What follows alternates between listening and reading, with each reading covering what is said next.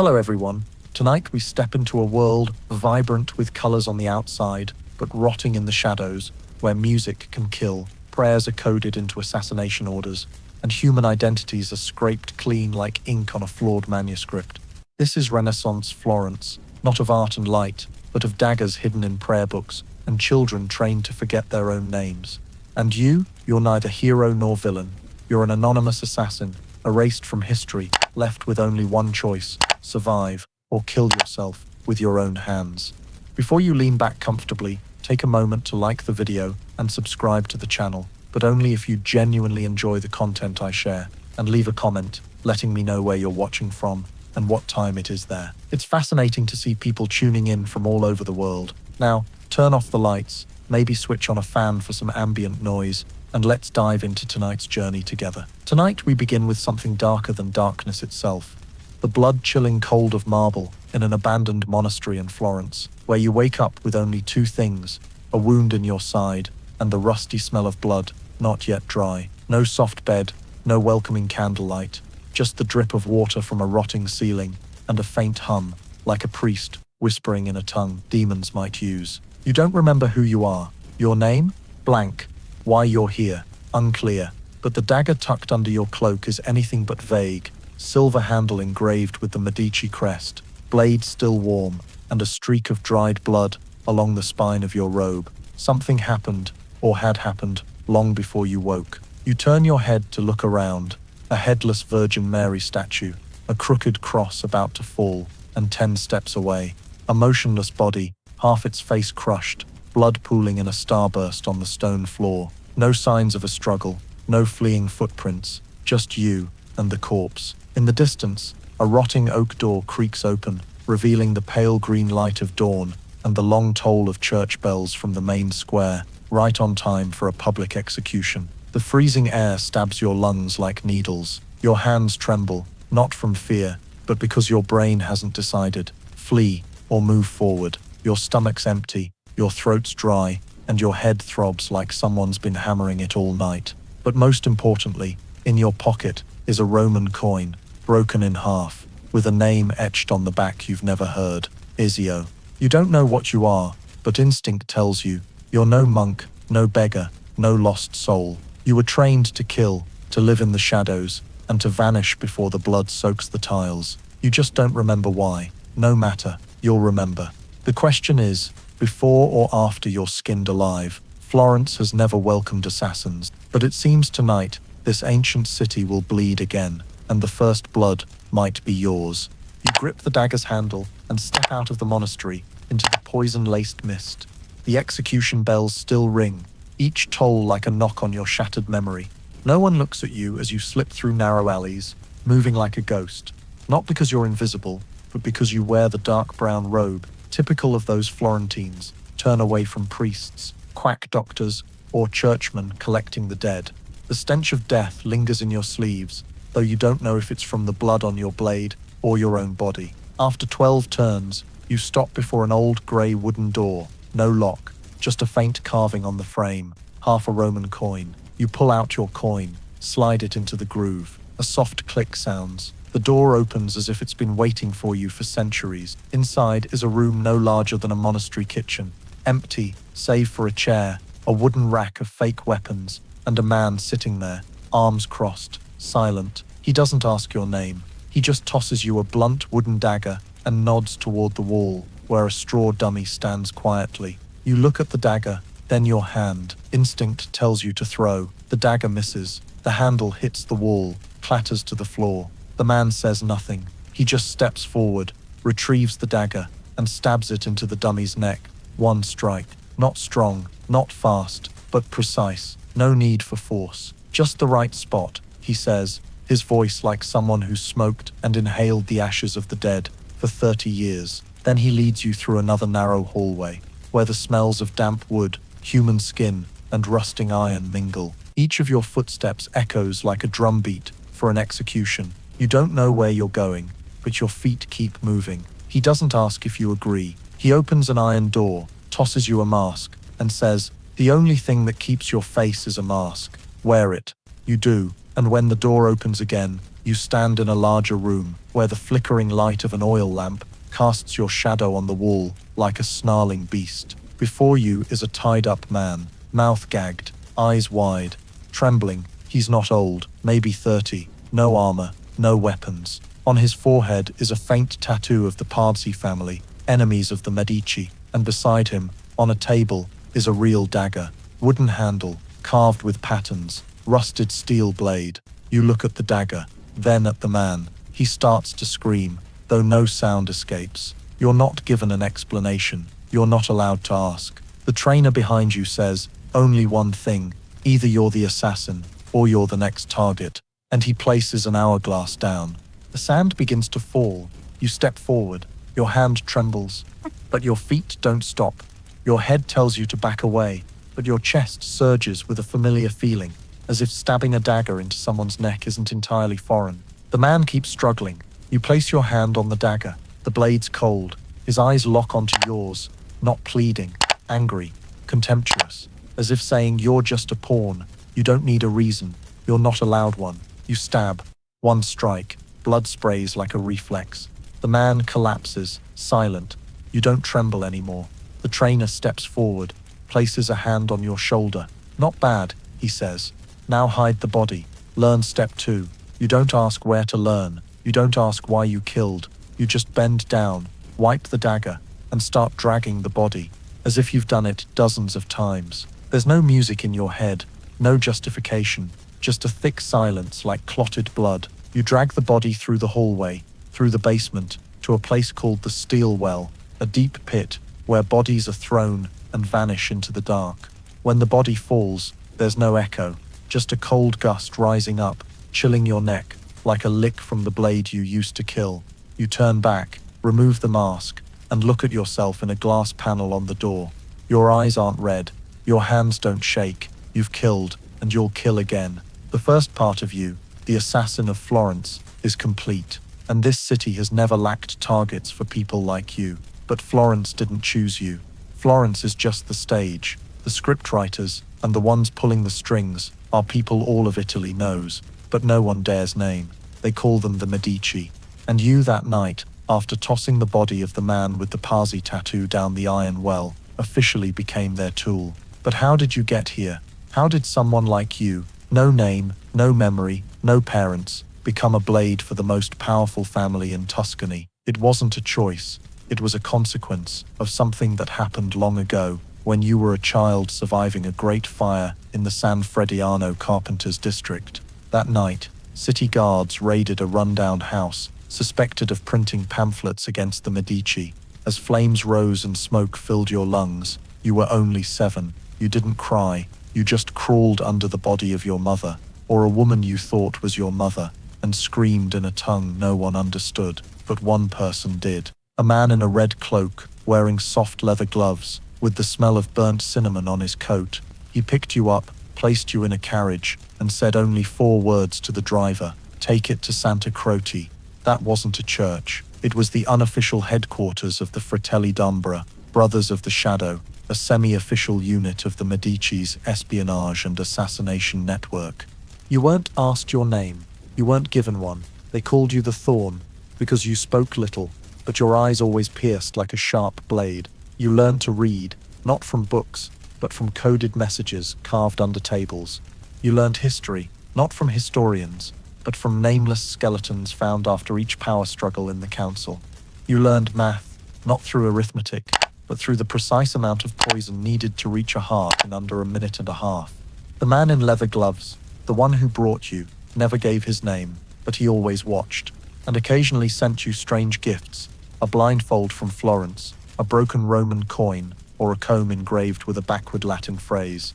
That was the language of power, the kind that doesn't sit on thrones but under their tables. At 11, you were forced into your first test: infiltrate a funeral, steal the necklace off the corpse, while the body was still being paraded around the church. You succeeded, and when you handed the necklace to the overseer, he didn't praise you. He just smiled and said, "Time to live through death." Immediately after, you were bound, blindfolded, and stuffed into a coffin. The coffin was loaded onto a small boat, rowed to the middle of the Arno River, and left to drift all night. No one woke you. No one checked on you. If you couldn't escape, you'd die, but you didn't die. You pried a nail from the mouth of the corpse beside you, untied the ropes, and swam to shore, teeth chattering like small church bells from the cold. When you returned to Santa Croce, soaked like a stray dog, the man in leather gloves just tossed you a blanket. No questions, no praise, no glance. That was your reward. After that, you were no longer the thorn. You became the silent blade, and whenever the Medici needed someone killed quickly, vanished faster, leaving nothing but a clean cut. They didn't call soldiers, didn't hire mercenaries, didn't ask the Vatican. They called you. At 16, you were ordered to track a French merchant carrying letters against Lorenzo de' Medici.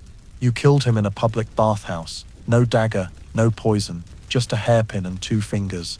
At 17, you were sent to Rome to erase, a cardinal's secretary, rewriting the Pope's list of punishments. You did it in a library, mid-Bible transcription, and as he slumped, his head hit Genesis, open to the line, "You are dust, and to dust you shall return." Now as you stand before the glass on the steel door, having just killed your first official target as an assassin, you're no longer a tool being forged. You're sharp, you're honed, and you belong to them. The Medici don't need your loyalty. They need you to survive long enough to complete their list. And if you die, they have 10 other children, swimming in coffins, out on the river. But you don't die. Not yet. And that's why they trust you. You're not a person. You're a living signature. On the death warrants, Florence writes in blood. And sometimes, you're written not with a dagger, but with a spoon, a napkin, and a glass of wine, too beautiful to be harmless. Your first mission of that kind came soon after the night you killed the man in the monastery. No more street assassinations. No more blades to throats in alleys. This time, you're brought to a small banquet hosted by a merchant from Genoa who just swore allegiance to the patsy by publicly rejecting an investment from the Medici bank. That night, you don't enter through the back door.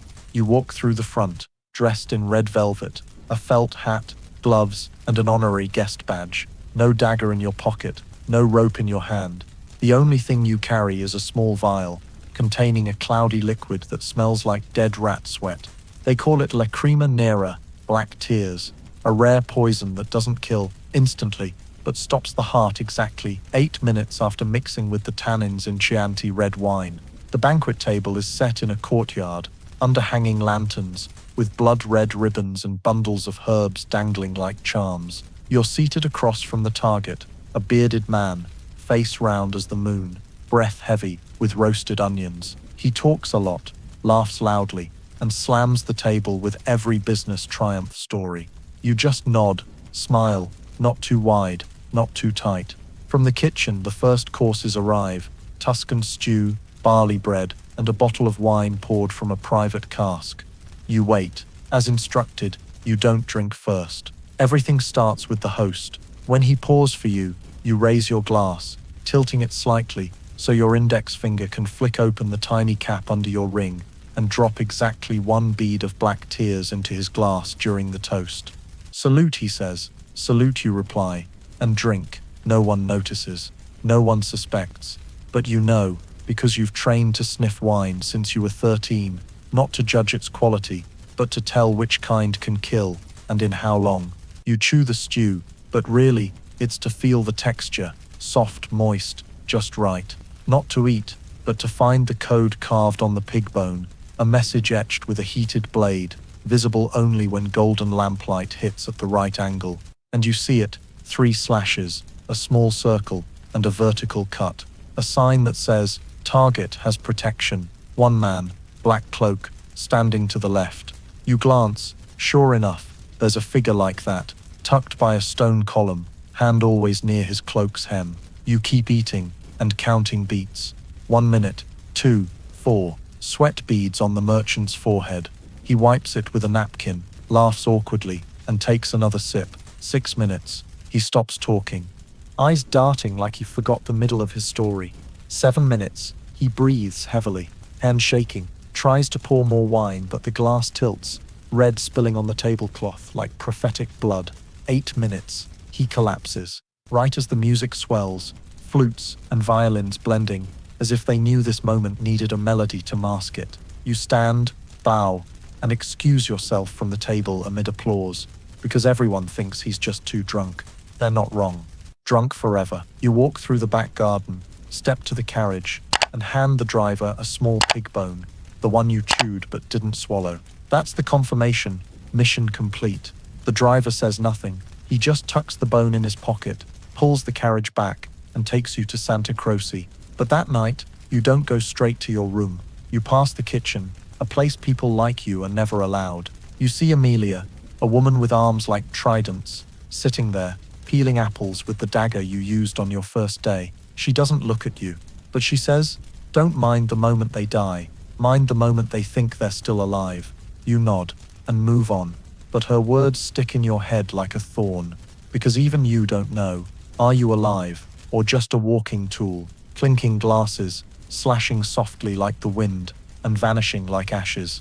That night, you sit before a mirror, remove your gloves, wipe the wine stains from your wrist, and wonder, what does another man's blood smell like? You don't remember anymore, but the Chianti red wine, that night, tasted sweet to a suspicious degree, and when you lick your lips, you can't be sure if you're savoring victory or tasting the poison you never dared to drink fully.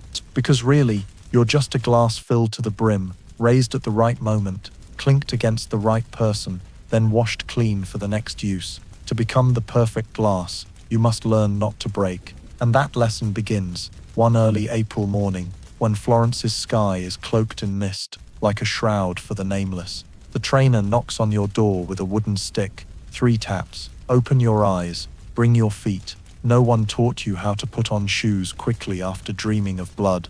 But you learned that, and more, in the stone-paved training yard behind the old chapel. There, the ground isn't flat. It's deliberately left with dips, protruding stones, and bits of rusted metal wedged between tiles, to teach you that those who know only smooth paths haven't survived the deadly ones. The trainer doesn't let you hold a dagger, doesn't let you wear gloves. He just says, roll, and you roll. Not the playful rolling of children on a hill, but rolling over stones, broken walls, shattered glass, and when you stop, your knees are torn, blood seeping through fabric, but you're not allowed to sit. He just says, climb, and you climb. A sheer wall, no ladder, no rope. You can't use both hands at once, must keep one free to wave at death when you fall. That's the only joke he ever told.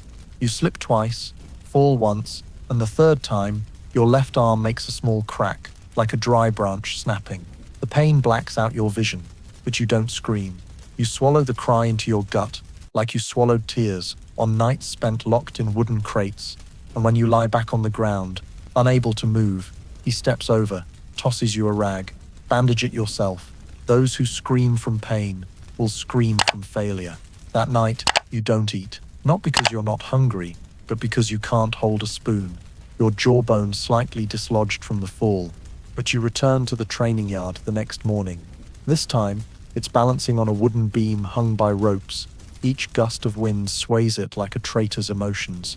The trainer snaps a leather whip against the ropes to add vibration, because the real world doesn't stand still. You fall 3 times, hit your head on a stone edge once. Blood pours from your mouth, but you crawl up, stand, and keep going.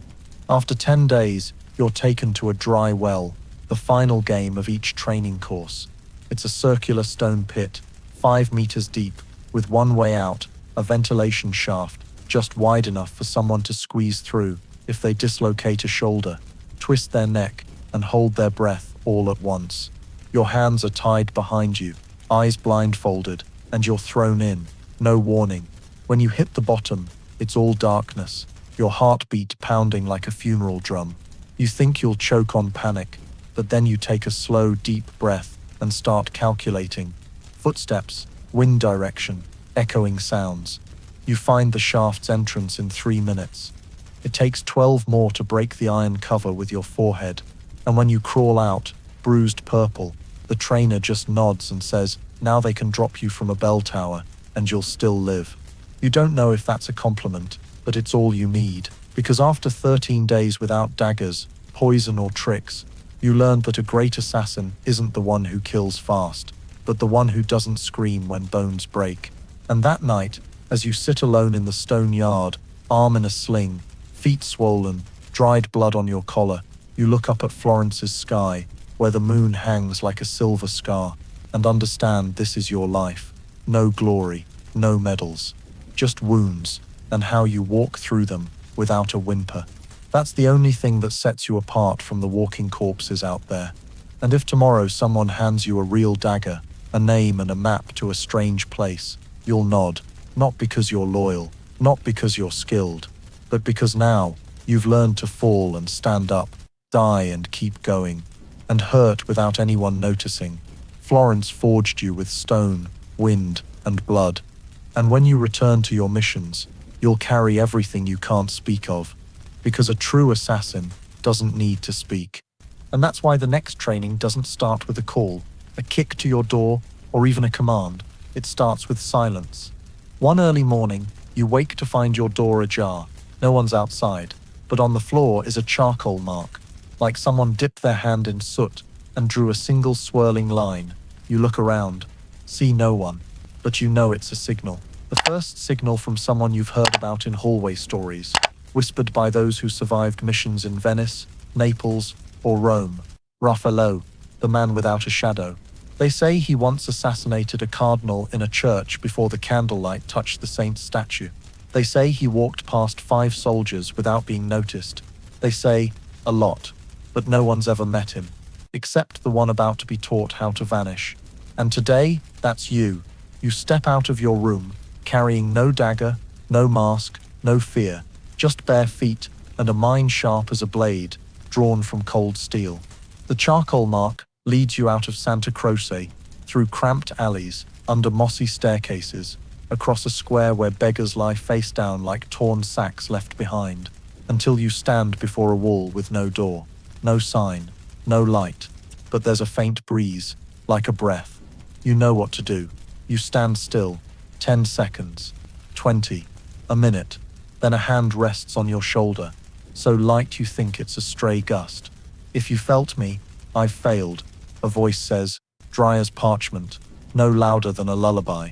See no one, but the voice speaks again, this time from behind.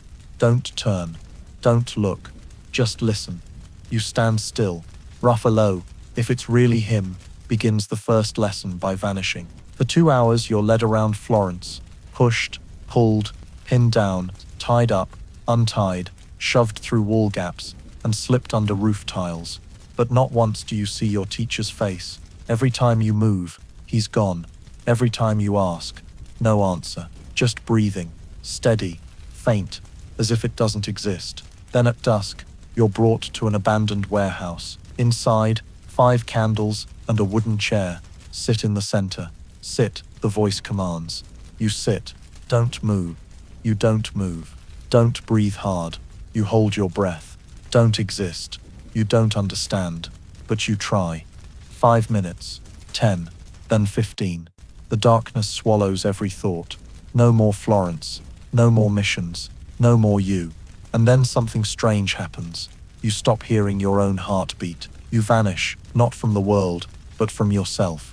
When you wake, you're lying on the roof of Santa Croce, hands tied, collar stained, with dried nosebleed, and a scrap of paper stuffed in your mouth. Good, almost there.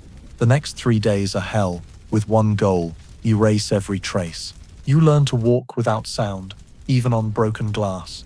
You learn to keep your heart rate below 50 beats per minute, so blood flows slowly, muscles don't echo. You learn to make yourself odorless, from diet to the herbs you bathe, wash, and rub on your skin. Raffaello, still never appearing, leaves instructions via notes written in charcoal, on dead rats' backs, under cups, or pinned inside shoes. Once you receive a black velvet box, inside, a broken blade with the words, "Don't use a dagger. Let the target fall on their own." The most important lesson comes on the 8th night. You're brought to a prayer service in a chapel, guarded by 12 soldiers and 4 chanting monks. Raffaello tells you to blend in, no disguise, no weapons, and place a red spider lily on the altar without being noticed. It takes you exactly 1 hour, but you do it. And when you return, a charcoal arrow on the back door points to the sky. You climb to the chapel's roof, where for the first time he appears. He wears no mask, but his face is blurred, as if the moonlight refuses to touch it. Good, he says. Now vanish. You nod, but don't ask where, because you've learned the excellent, leave no questions. The best leave nothing at all. And as you step down from the tiled roof, crossing a sleeping Florence under the mist, no one sees you, no one hears you, no one remembers someone just passed by. And you, for the first time, understand what it means to be a shadow, not invisible, but present in a way that makes the world think you never existed. And because you've reached that state, silent as ash, light as smoke, when the first name is handed to you on a small slip of paper, rolled inside a candle's wick, you don't tremble, you just read, nod, and burn the paper with the very candle that held it. The handwriting is scrawled, but the name is clear. Fra Silvestro, Dominican monk, abbot of Santa Maria Novella. They say he once healed orphaned children, saved hundreds of lives, refused a bishop's seat to stay with the poor. But the Medici's people say he also preaches against Florence, against Lorenzo, against order, and that's enough to be erased. The task is simple. Blend into the Friday afternoon sermon, approach the monk as he leaves the chapel, and slit his throat. No noise, no blood splatter, just one clean cut, smooth as a breeze across a collar. You arrive at the church as dusk falls. The sunset casts long shadows on the stone floor, like divine scythes. You wear a brown robe, a rough cloth cap, and blend into the crowd of people sitting with bowed heads, weary from their own sins. On the pulpit, Fra Silvestro appears. He's not loud, doesn't raise his voice. He speaks evenly, like reading an old letter. But his words are strange, not the familiar scriptures. Stories of those manipulated, hands that kill without knowing why, children raised in darkness thinking it's light. You listen, trying not to waver, but your heart starts beating off rhythm, because every word he says feels written for you. Some are taught that obedience is life, but living without will is worse than death. He says this, eyes fixed on you. You don't know if he sees you. He can't possibly. You blend into the crowd too perfectly, but his gaze doesn't leave you, and suddenly, you know, he knows. When the sermon ends, you follow him through a narrow passage behind the church, where the light barely catches the edge of his worn cloak. He walks slowly, never turns. When he reaches the courtyard, he stops by a statue of Saint Dominic with a broken nose and says, without looking back, "Have you drawn your dagger yet?" You freeze. Your hand is already on the dagger, hidden in your sleeve. "What are you talking about?" you ask, voice hoarse, shoulders stiff. "Don't pretend. Killers shouldn't learn to act," he replies, turning to face you. His eyes are bright, but not sharp, like looking into a lake, deep, still, accepting. "Why don't you run?" "Because I've run my whole life, and now I'm tired." "But you're not, so you'll still strike." "Because of orders." "No, because of fear, because you were never taught to live without someone commanding you." He steps closer, places a hand on your chest. "It's still beating." "Good, so do it. But look at me when you do. You've never been asked this. Those you killed never knew, or were too panicked to see anything." But he stands there, looking straight at you. No blame, no anger, no begging, just silent. You draw the dagger, and your hand shakes, not from fear, but because you start to see yourself in his eyes, not a reflection, but a past. The 7-year-old boy crawling from a burning house, the child in a coffin, drifting down the river, the shadow taught to vanish from its own memory. You strike, not deep, not hard, but enough. Blood flows, warm and salty. Fra Silvestro falls, lips moving. "Thank you for looking." You kneel, cradling his head. No one sees, no one hears, but a part of you, the weakest part, breaks. You wipe the dagger, leave his body by Saint Dominic's statue, and walk away, not running, not hiding. When you return to Santa Croce, Raffaello leaves you a note. "You were 3 minutes slow, but this time, I'll let it slide." You don't reply, not because you have nothing to say, but because you just learned your first lesson. Killing a monk isn't always a sin. Not knowing why you kill, that's the true crime, and you are slowly learning to understand, though it may already be too late. Because after that, you're given no missions for a long time, not as punishment, nor suspicion, simply because the Medici's system knows that assassins who let tears fall, even invisible ones, need to be reforged in the coldest fire, time and silence. You still train, eat, watch mock targets from afar through a rolled leather scope, move across roof tiles like a nameless stray cat. But no one mentions Fra Silvestro. No one mentions the first time your hand shook, until one night, when your wooden door swings open with a kick, not the usual knock, and a woman steps in. No warning, no permission, no need for reasons.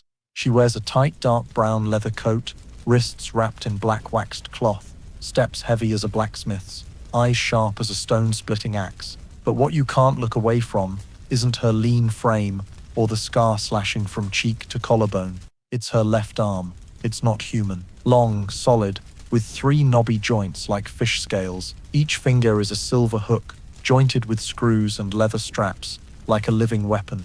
"Get up," she says, voice rough as fire in a wine cellar. "I'm done learning," you reply, eyes lowered. "I don't need to learn how to kill anymore. I'm not teaching you to kill. I'm teaching you to not die after you've killed." You don't understand immediately. But when she drags you from the room, throws you into an old stable behind Santa Croce, and starts the training by tossing you through a broken window, you realize this isn't a teacher, this is a walking scar.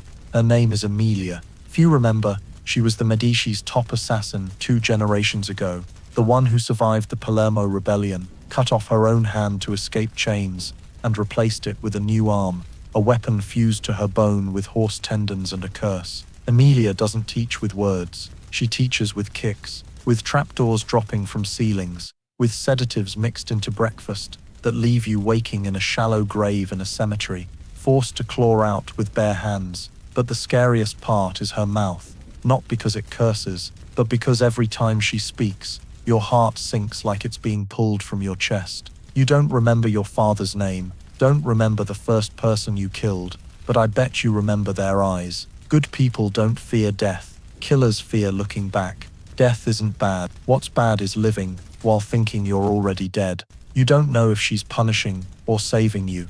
But that night, after crawling out of a 7-meter stone pit with bruised knees, you lie still in your room, and for the first time, you remember your mother's voice. Not clearly, just a lullaby, a short fragment, in old Italian. But you remember, and you cry. The next morning, Emilia hands you a vial of black ink and a quill. She says only, "Write down everyone you've killed, not to remember, but to see if you dare to write." You write 8 names.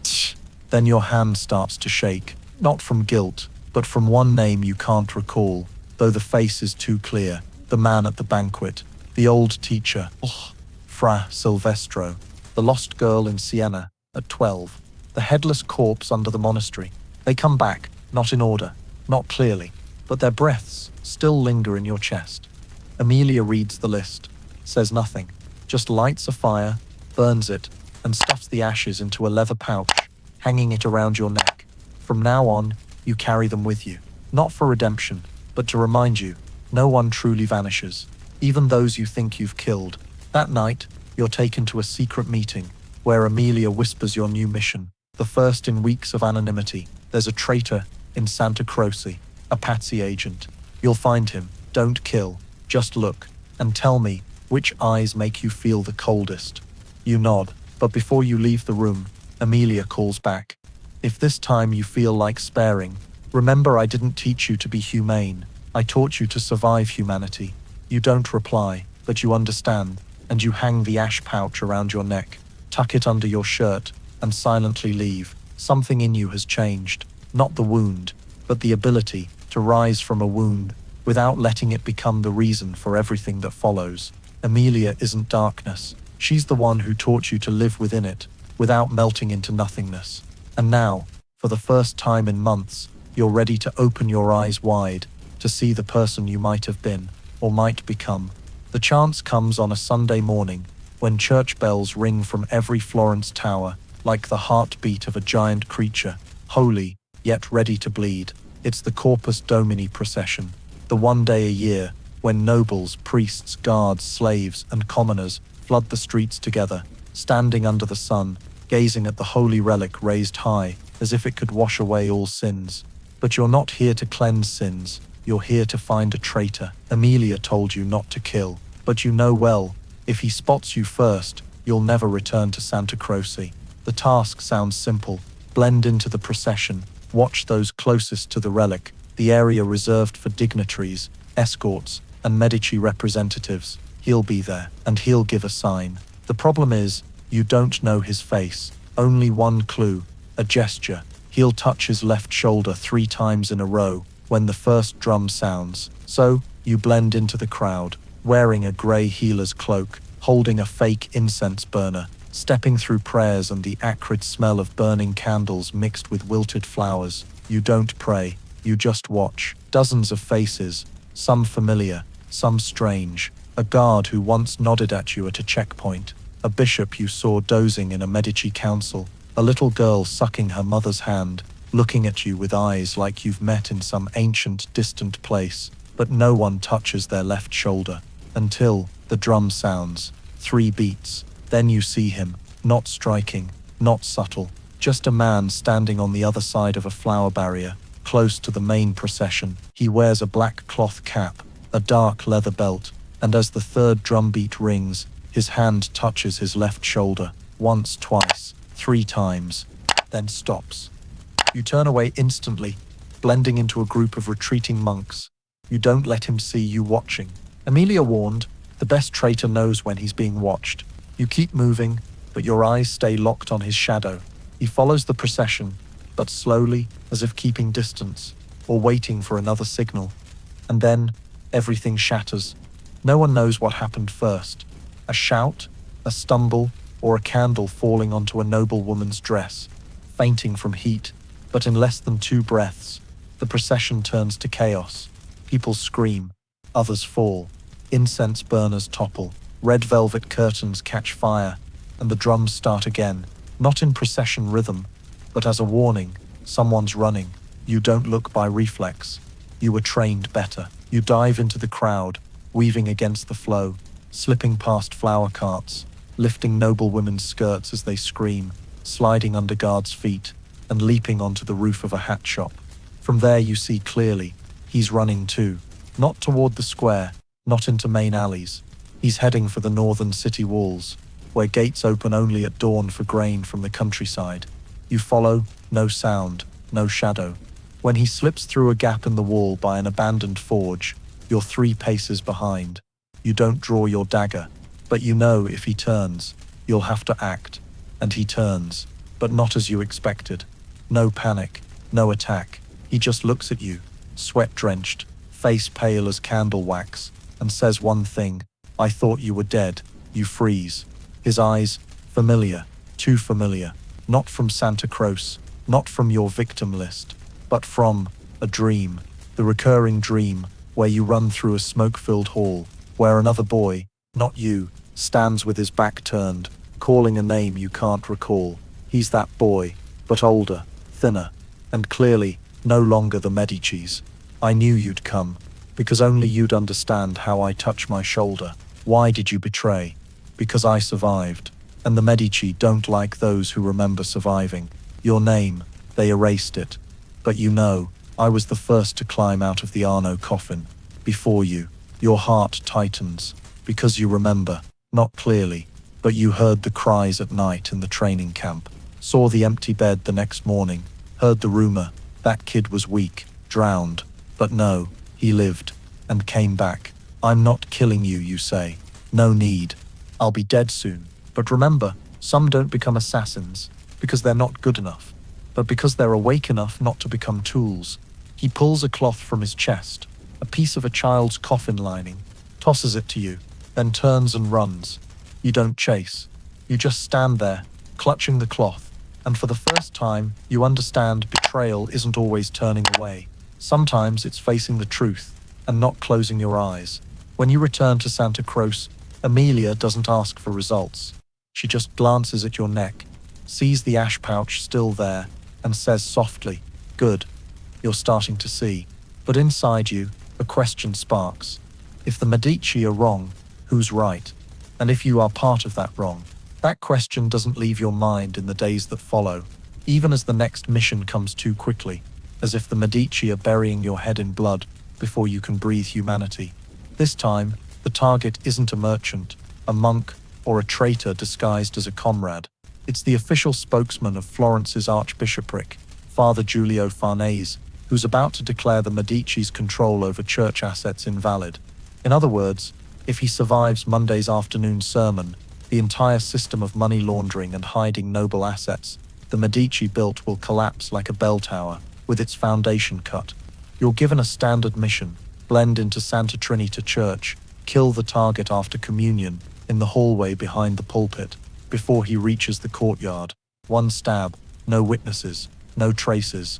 But this time, for some reason, your hand slips.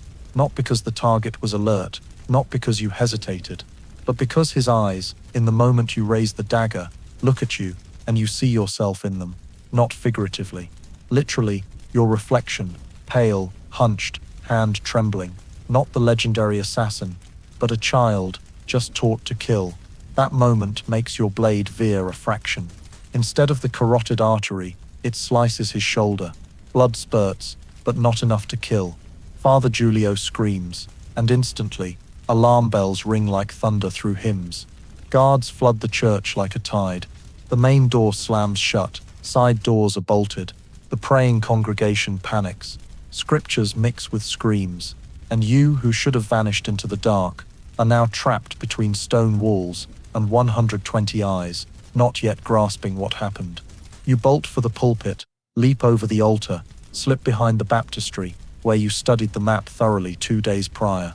But one thing you didn't expect: the emergency exit behind is sealed with a newly locked chain from the outside.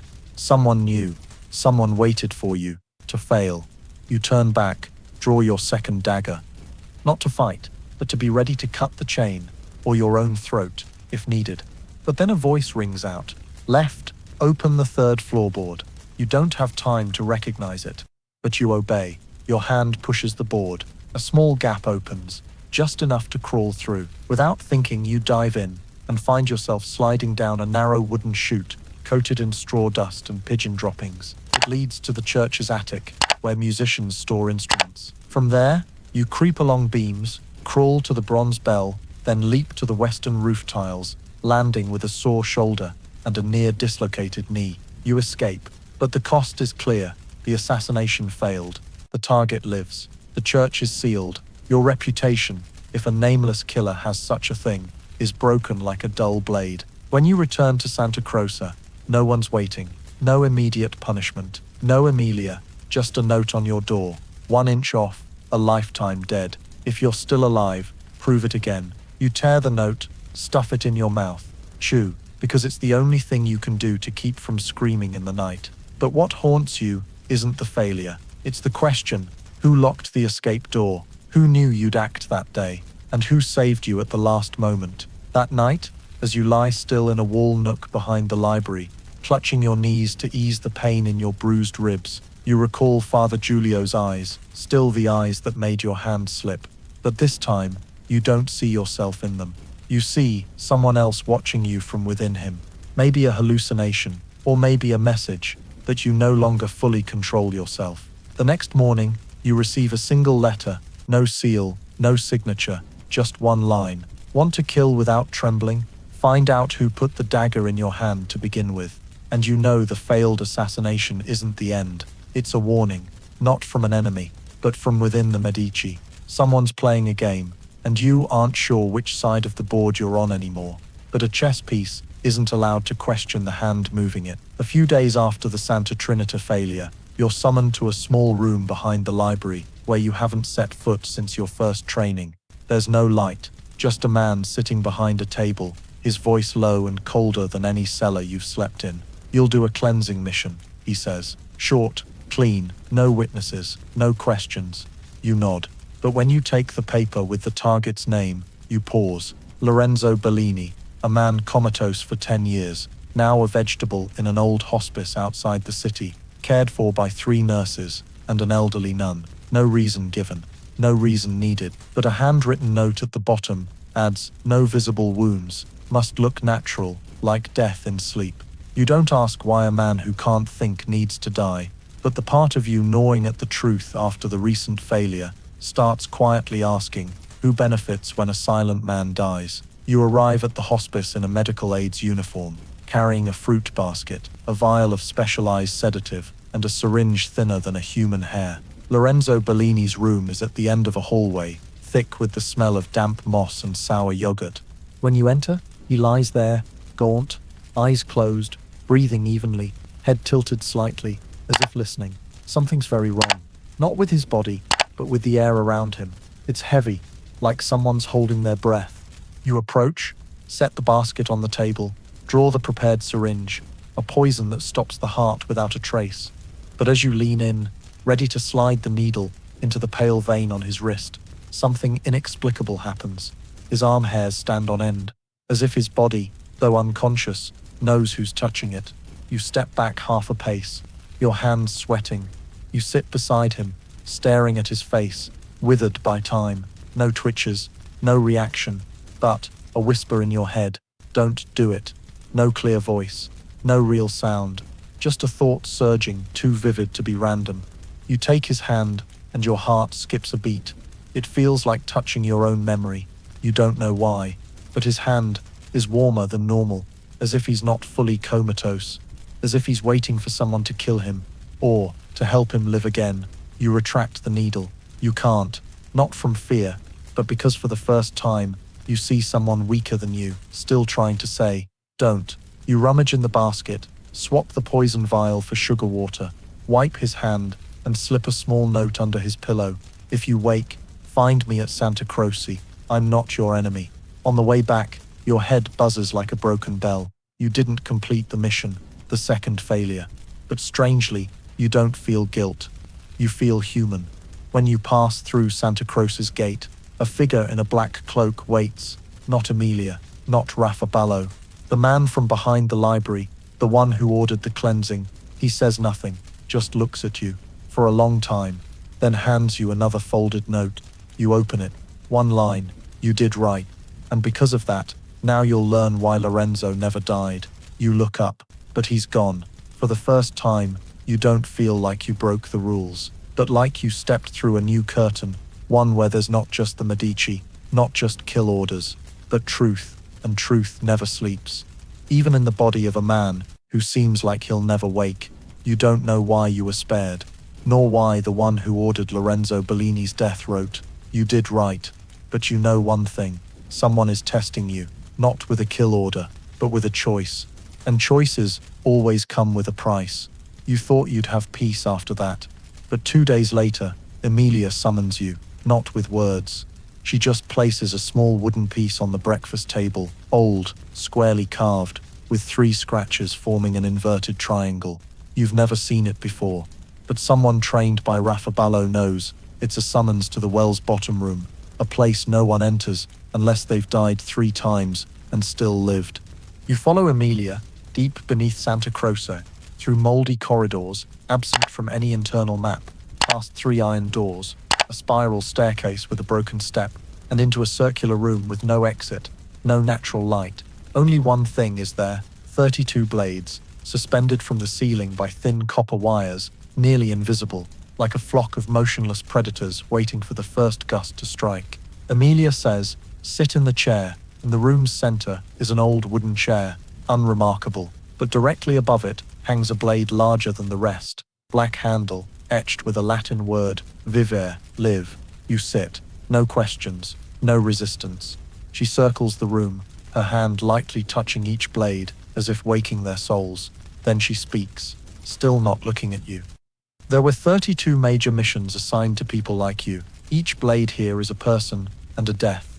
Each was deemed allowed to know too much, and all of them sat right there. You swallow hard, not from fear, but because your heart starts beating in time with the trembling wires, unsteady, fragile, ready to snap any moment. There's only one way to survive. You must remember them all, every person, every death, every reason. Emilia tosses you a cloth bundle, heavy. You unwrap it. Inside is a notebook. Cowhide, hand-stitched, no name. But you recognize it instantly. Your handwriting, not now, but from when you were 11, starting your first missions, writing each name in the dark, with trembling hands, on paper, still wet with blood. You open the first page, Valerio, test target, suffocated with a leather bag, no resistance. Page 2, Sor Angelica, nurse, likely innocent, but saw my face. Page 3, Gasparo comrade, forced to betray, didn't look at me last. Each name is a stab. As you read each one aloud, a blade above lowers slightly, swaying as if responding to the memory stirred. By page 9, your voice grows hoarse. Page 10, myself, you freeze. No name, just a line. The child who drifted down the river, unknown if alive or dead, possibly me.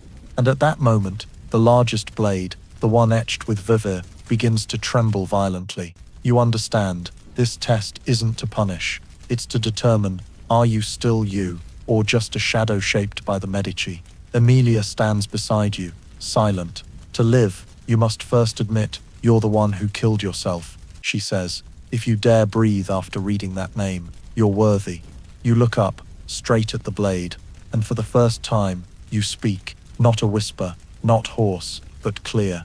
I am the one who killed myself, the day I first took a dagger from a nameless hand.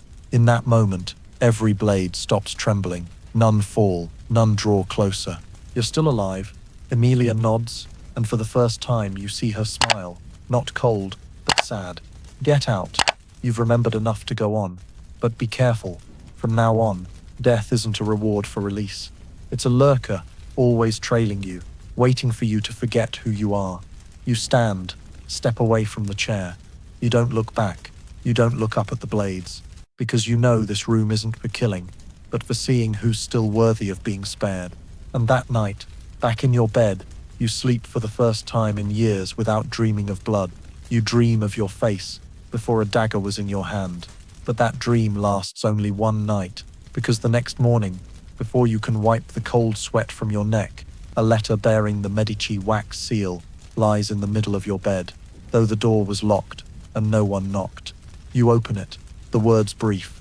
No excess. Venice, Southport, day 17. Target, Marco Dandolo. Leave no body. No reason. No good luck. But you understand why the city's name alone makes others bite their nails raw. Because Venice isn't Florence. In Florence, you have rooftops, dark alleys, allies in every church door. In Florence, you know who's who hides daggers, who hides secrets, who hides bodies. But Venice is a floating maze where those living on water are better at hiding things beneath it.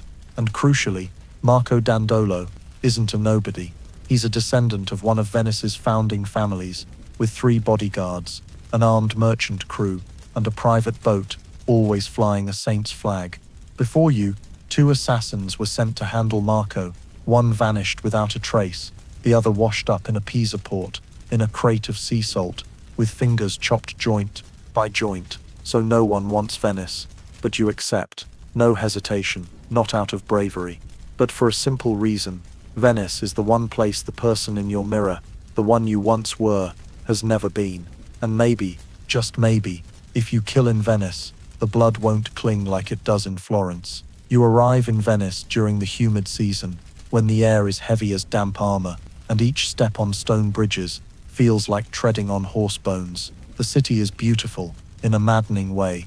Roman god statues stare like you're a joke, and the water laps at every step, ready to sweep you away. You rent a small room on the 3rd floor of an old tailor's shop, where the landlady, a Sicilian widow, has 3 blind cats. From the window, you see Palazzo Dandolo, where Marco lives, eats, sleeps, and laughs, like a puppeteer, controlling this marsh. You watch him for 2 days. He never goes alone, never eats twice at the same tavern, never pauses more than a minute anywhere. But you notice a pattern.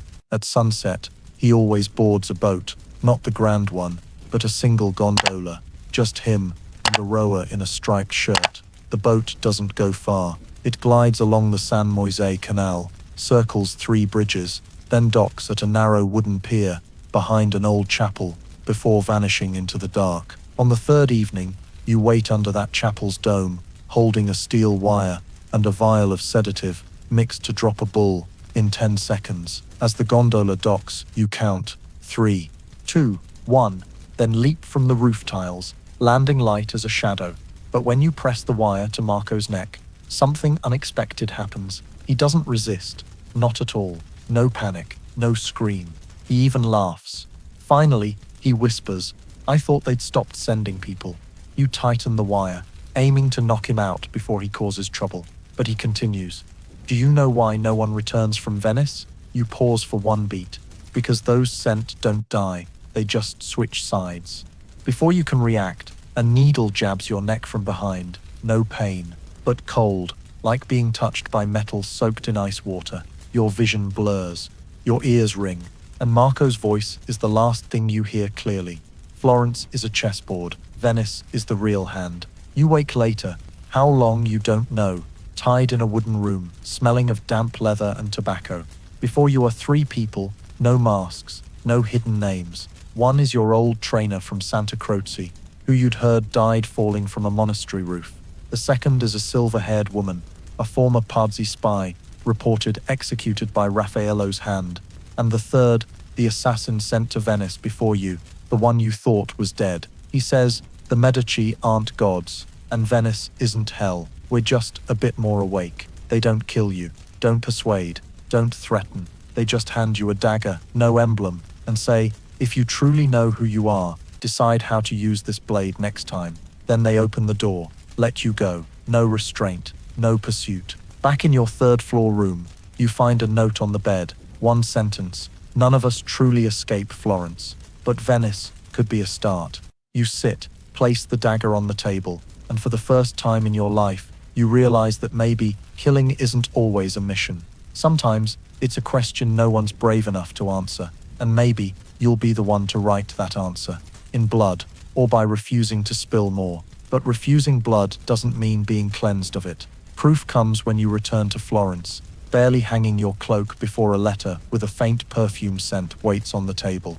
No wax seal, no sender's name, just a line of purple ink, handwritten, if you can still smell death, come to Orto Botaneco at dawn. A corpse awaits under the laurel tree. You know Orto Botaneco, Florence's herb garden for scholars and healers, where plants are grown to cure, save or kill silently. It's also where secret executions happened, with water hyacinth poison, numbing bark from elm, and sleep tea from tuberose. You don't know why you're called there, or how the summoner knows of death's scent, a skill only a few trained assassins possess, detecting imminent death by smell, not blood, but a mix of rotting wood, cold ash, and something like evaporated perfume, the scent of souls not yet left their bodies. The next morning, you arrive at Orto Botaneco, as mist clings to wild roses and the sun hasn't crested the bell tower. In the damp cold, all scents fade, except one, laurel and amber. You follow it, passing salvia beds, dodging a student, watering toxic plants, until you reach an ancient laurel tree in the garden's heart. And there, under its canopy, lies a woman's corpse. Silk gloves on her hands, a faint bruise on her neck, like a kiss. No blood, no dagger, no ropes, but her eyes are open, staring at the sky, as if waiting for someone to confirm she's truly dead.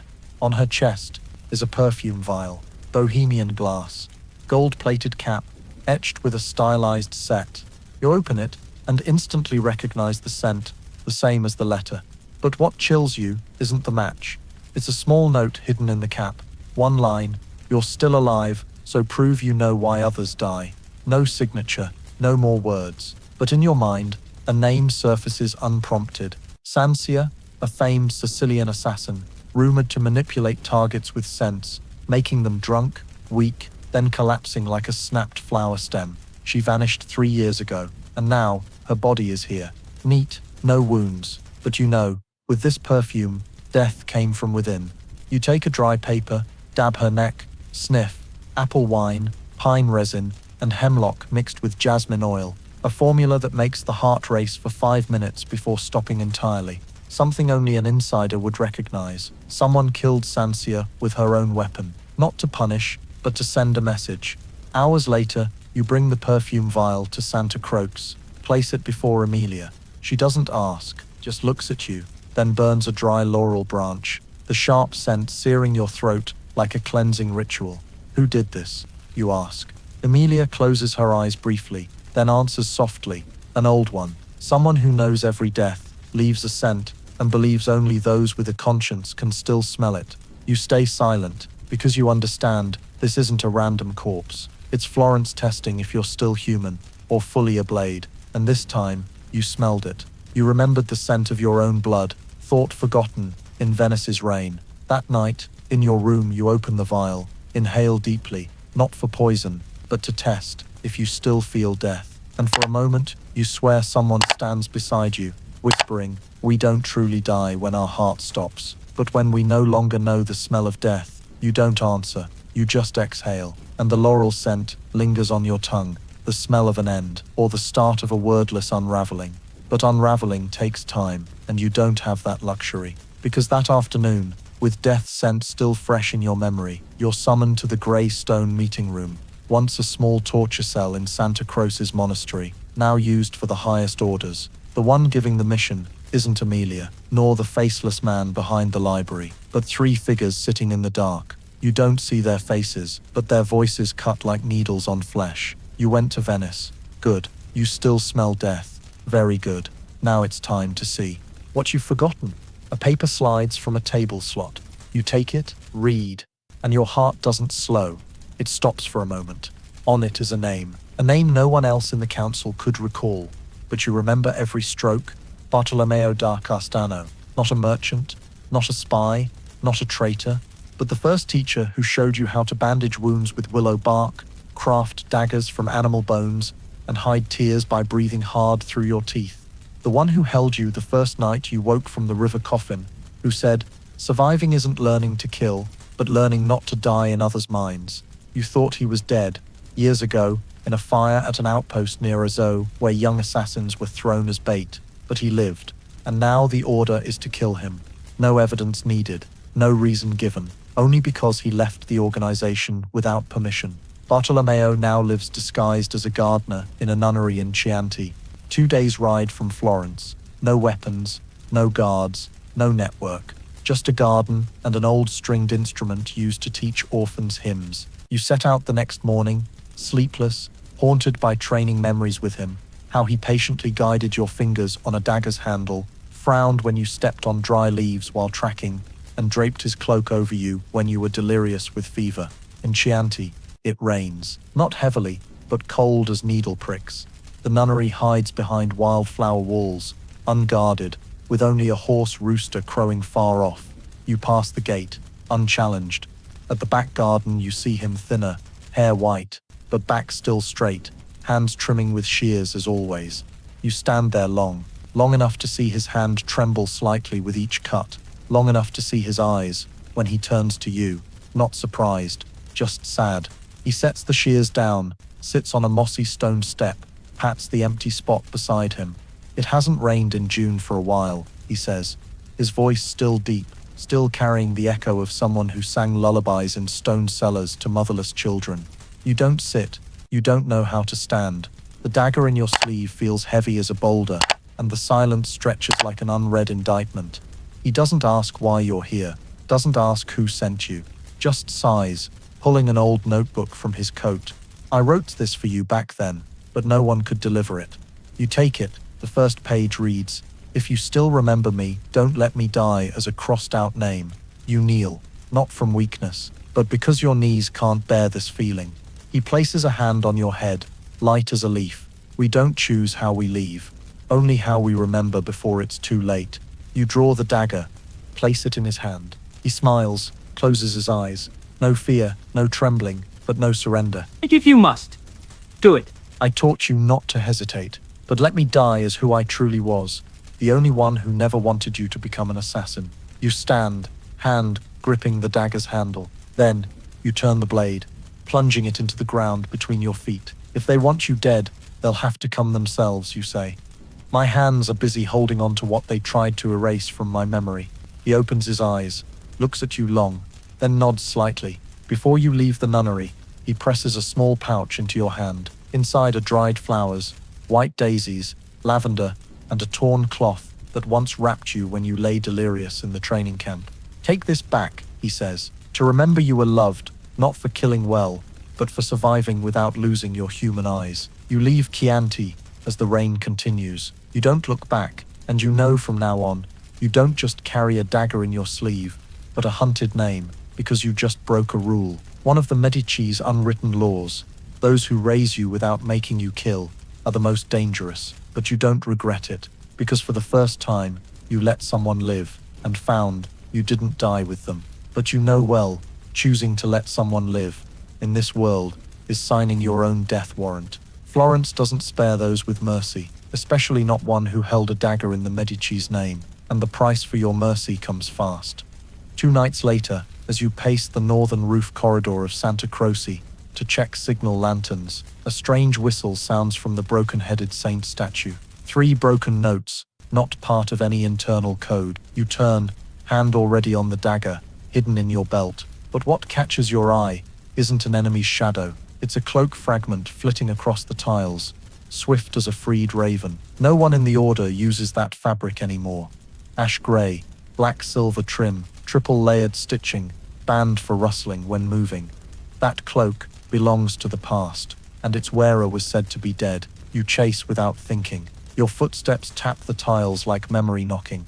Each stride recalls nights training with Raffaello, leaps across unlit roofs, and near deaths from missing a grip by half a span. But tonight, something's different. Not the wind, but a laugh. Soft, feminine, clear, not loud, but echoing like it's inside your head. You run faster. The figure stays just close enough not to lose, just far enough to hide their face. He or she slides across the Da Vinci Monastery's roof, drops to the herb station's vine trellis, then climbs the 3rd-floor window frame of the old tailor's shop, where you hid at 13. No one outside the order knows that route, and clearly, this person is playing with you, not hiding, inviting the chase. You follow, eyes unblinking. Every twist, every slide on wet tiles, every near-miss jump is drowned by that laugh, like floodwater. When you slide down the final roof, leading to Santa Lucia's church courtyard, they're waiting, not hiding, not crouching. Standing tall, on the highest roof's peak, under moonlight, cold as a honed blade, it's a woman, young, petite, half her face hidden behind a lower mask, but her eyes unmistakable, eyes of someone who knew you before you knew a dagger. She tilts her head, smiles, no sound, but you hear. Finally caught up. Before you can speak, she turns, leaps to the other roof. You follow, not pausing to ask. Your heart pounds, not from fear, but from realizing this chase's rhythm is terrifyingly familiar, as if you trained for it with her, in another life. The chase lasts nearly half an hour, across 7 roofs, 3 bridges, 2 trapped alleys, ending at a drain, leading to Florence's ancient sewer system. She slips in. You follow. And when you step onto the slick stone floor of the waterlogged cellar, she doesn't run. She turns, pulls down her mask. No doubt remains. It's Lucia. Trained with you, declared lost in a Bologna mission. The one you held when she cried, refusing to kill her first child target. The one you thought you'd never see again. She smiles, like nothing happened. Thought I was dead. You nod. She shrugs. Dying once is fun. They stop sending kill orders. Why now, you ask? Why find me? Lucia steps close, eyes locked. Because I heard someone in the order spared their old teacher. You clench your fist. And I need to know, did you spare him out of regret, or because you're starting to remember who you are? She hands you a sketch. Quick, rough, but precise. It's Bartolomeo in his garden, holding shears. She was watching him, or rather, watching you. I spared someone too, she says. And they killed me for it, but I didn't die, just vanished, like we were taught. But this time, not to assassinate, to survive. You don't know how to respond. She steps closer, places a hand on your chest, where you once hid poison vials. Know why I laughed through the chase? Because I run badly? No, because I knew you'd follow, and wouldn't kill. Because you're the last one who remembers. We used to run together, not to kill, but to escape it all. You grasp her hand. For the first time in years, not to restrain, not to snatch a dagger, but to hold a memory slipping into shadow. Outside, church bells ring, 12 times, midnight. And for the first time in your assassin's life, those bells don't signal a mission's end, but open a path no one dared walk, a chase with no target, no kill order, just 2 former tools, finding their own breath again. And that laugh, echoing in Florence's deep night, is no longer a taunt, but a promise. We're still alive, but living in your world has never meant being spared. 3 days after the chase with Lucia, a nameless horse is tied outside Santa Croce's gate. No letter on the saddle, only a short sword wrapped in cloth and a blood-stained kerchief, code for a covert name-cleansing mission after an assassin does the forbidden. That means you spared Bartolomeo. You met Lucia, the one declared dead, and you didn't report it. Meaning you're no longer a tamed tool, meaning either you die or you do something so reckless no one dares question your loyalty again. And the Medici have chosen it for you, Naples, where a group of 5 rogue assassins once fled, slit the throat of Florence's envoy, and built their own assassination network, bowing to no one, following no laws but money and vengeance. 3 teams were sent to wipe them out, none returned, and now you'll go, alone. No specific kill order, no map, just one line etched on the sword's hilt: let no one speak of you by your true name. Meaning, become a legend or never return. You arrive in Naples on a night of acid rain from the volcano, no one waiting, no safe inn, and a city carved up by assassin guilds, ruling like petty lords. You don't disguise yourself.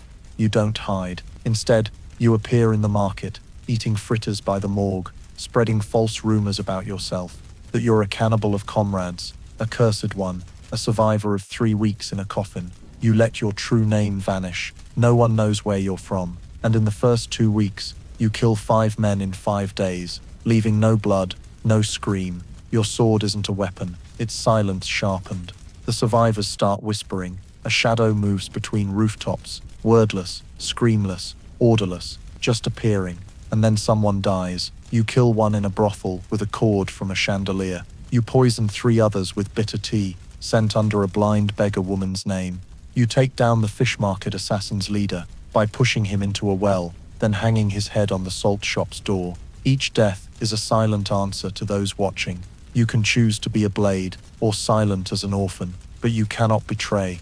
On the 18th night, as you enter the public bathhouse, the deserter's last stronghold, no one dares touch you, not because they fear, but because they believe you're no longer human. You step over still warm bodies, past wide-open eyes, not yet closed. No one asks your name, no one asks your origin. Only a small, dirty-faced boy, holding a broken bird cage, looks at you and whispers in the local tongue, the one who doesn't speak, but makes demons run. The next day, Naples' walls are scrawled with Il Demone Muto, the silent demon.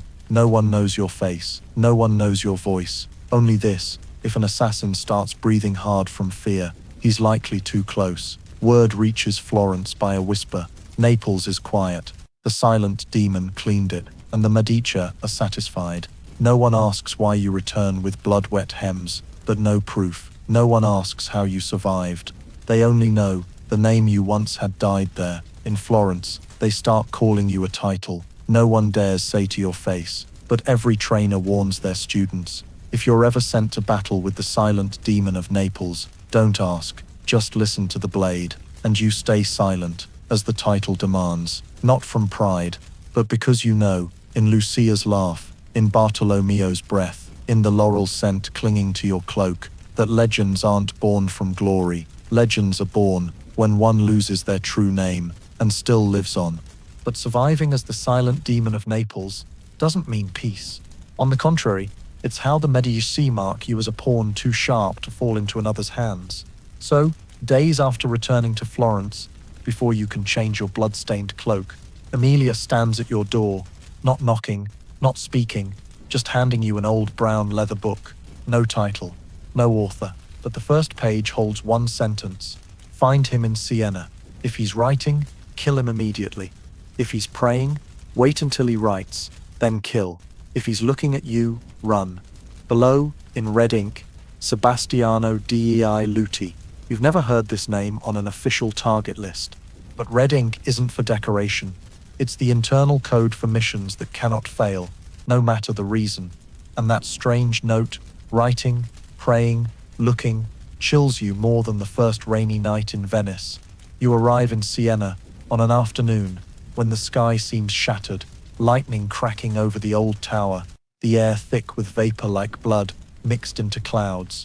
You carry little, Just a short dagger hidden at your nape, and a sedative vial in a fake ink tube. In your mind, Sebastiano could be anyone. A false priest, a traitorous noble, a double-crossing assassin. But at San Domenico's Grand Library, marked on the map with the book, you see him instantly. No guards, no armor, no visible dagger.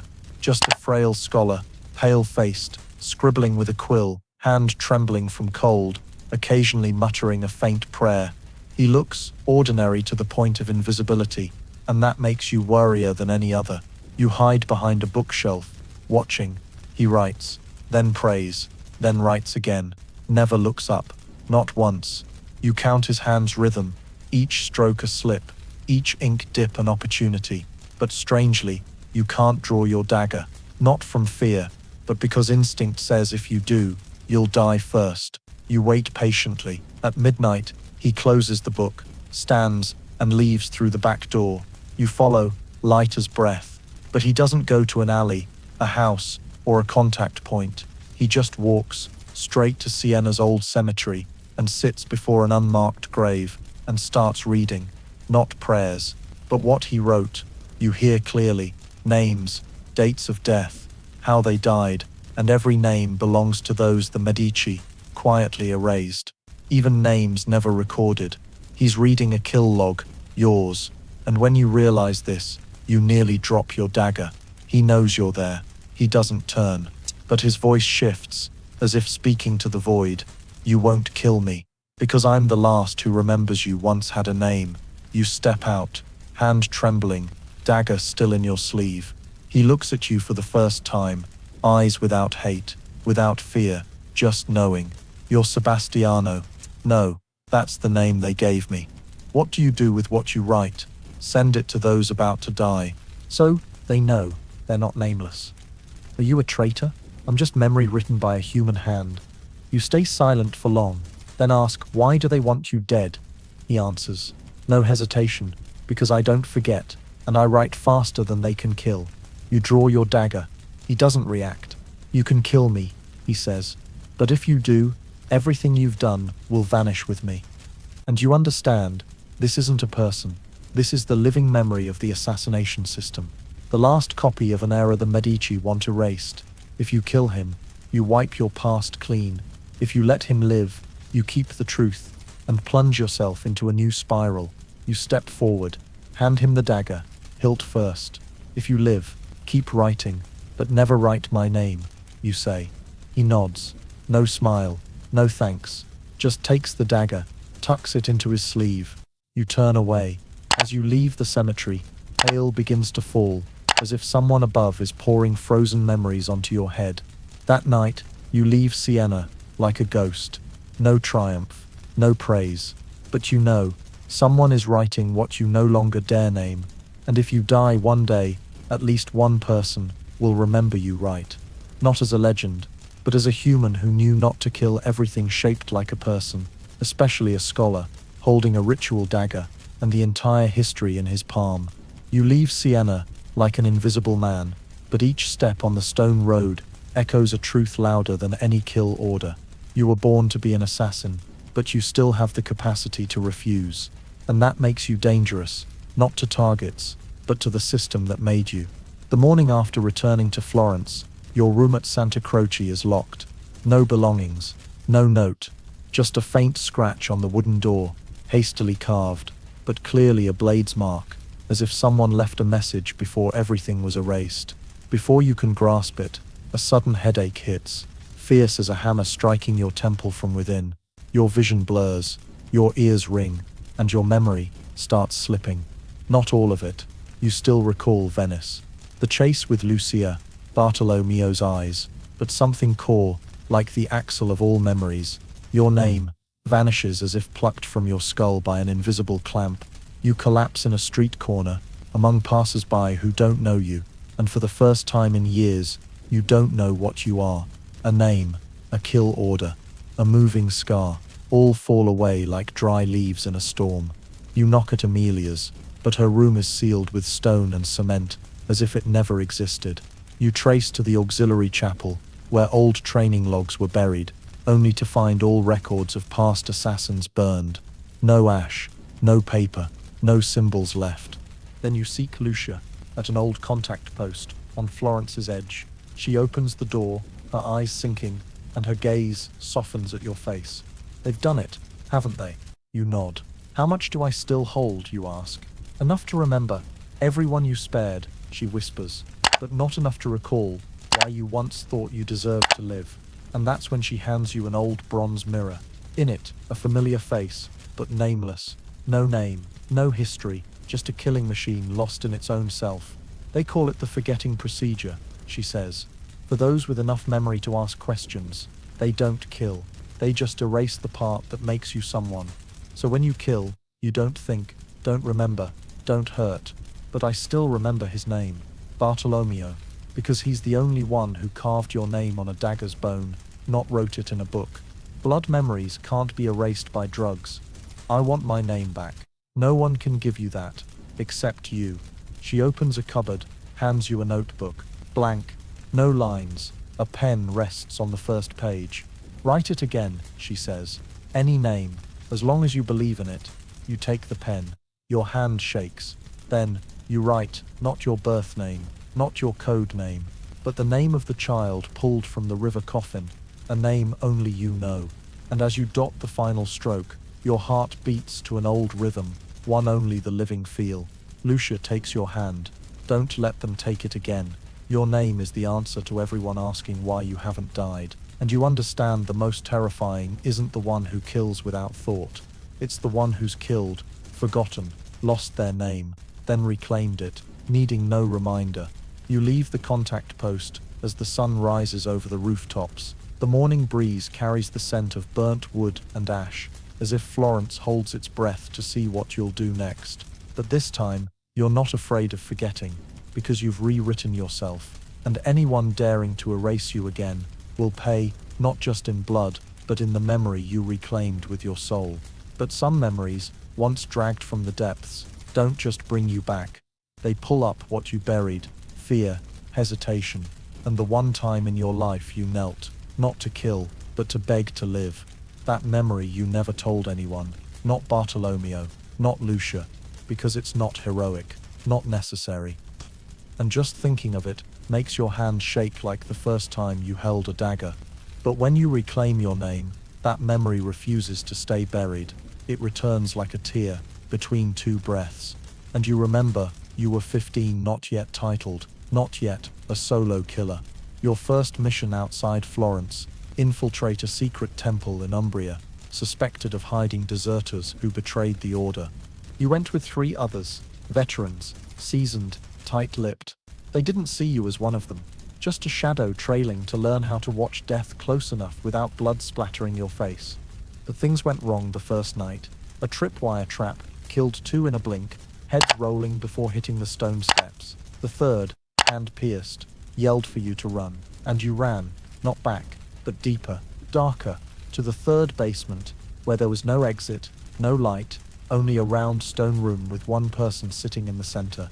They wore a mask, a strange one, no decoration, no patterns, just a smooth metal surface like water, reflecting your face instantly. They didn't stand, didn't strike, just sat, one hand on a dagger's hilt, the other on their chest, over their heart. You drew your dagger. You trembled, not from fear of them, but because in that reflection, you saw your own face crying, silent, unclear, just tears rolling down the cheeks of the face in the mask, while you, in reality, didn't know you wept, and you knelt, not to hide, not to dodge, but because every instinct screamed, if you attack, you die, not for lack of skill, but because this person didn't fight with a blade, but with memory. Please, you said, one word, but it was a slash. To your pride, to your assassin's honor, to what the Medici taught, never beg, never show you need to live, but you spoke, and they laughed, not loud, not cruel, but a laugh, like they'd waited years for that word. Good, the masked one said, you know what you are. Then they stood, didn't draw, didn't stab, just circled you, their hand lightly touching your shoulder, like a blessing, and said the one thing you never forgot. If you survive, you'll hate me forever. If you die, you'll thank me eternally. Both are good. You didn't understand then, but they spared you. No kill, no pursuit, no trace. You crawled from the basement, through the forest, back to Florence half alive. No one asked why you lived. No one knew what you said. And you locked that memory in the darkest corner of your mind. Until now. Until you reclaimed your name. Until you remembered, the first to teach you fear wasn't the Medici. It was the one who laughed when you begged. You start searching records, all missions marked, forgotten, all times assassins returned without kill proof. And you find at least 4 cases, like yours. 4 who knelt before a masked figure. No one recalls their face, but all left the order years later, with erratic minds, spotty memories, and nameless fear, when seeing themselves in mirrors. You return to Umbria. No orders, no company. The temple's gone, but the stone basement remains. You descend to the 3rd level. Everything's old, except the metal's grind marks still on the stone floor. You sit in the old spot, close your eyes, and for the first time in years, you call your own name. Your voice echoes in the room, like a challenge. I'm alive, and I remember. No one answers, no dagger, no blood. Just your voice echoing back, and in it, no more tears.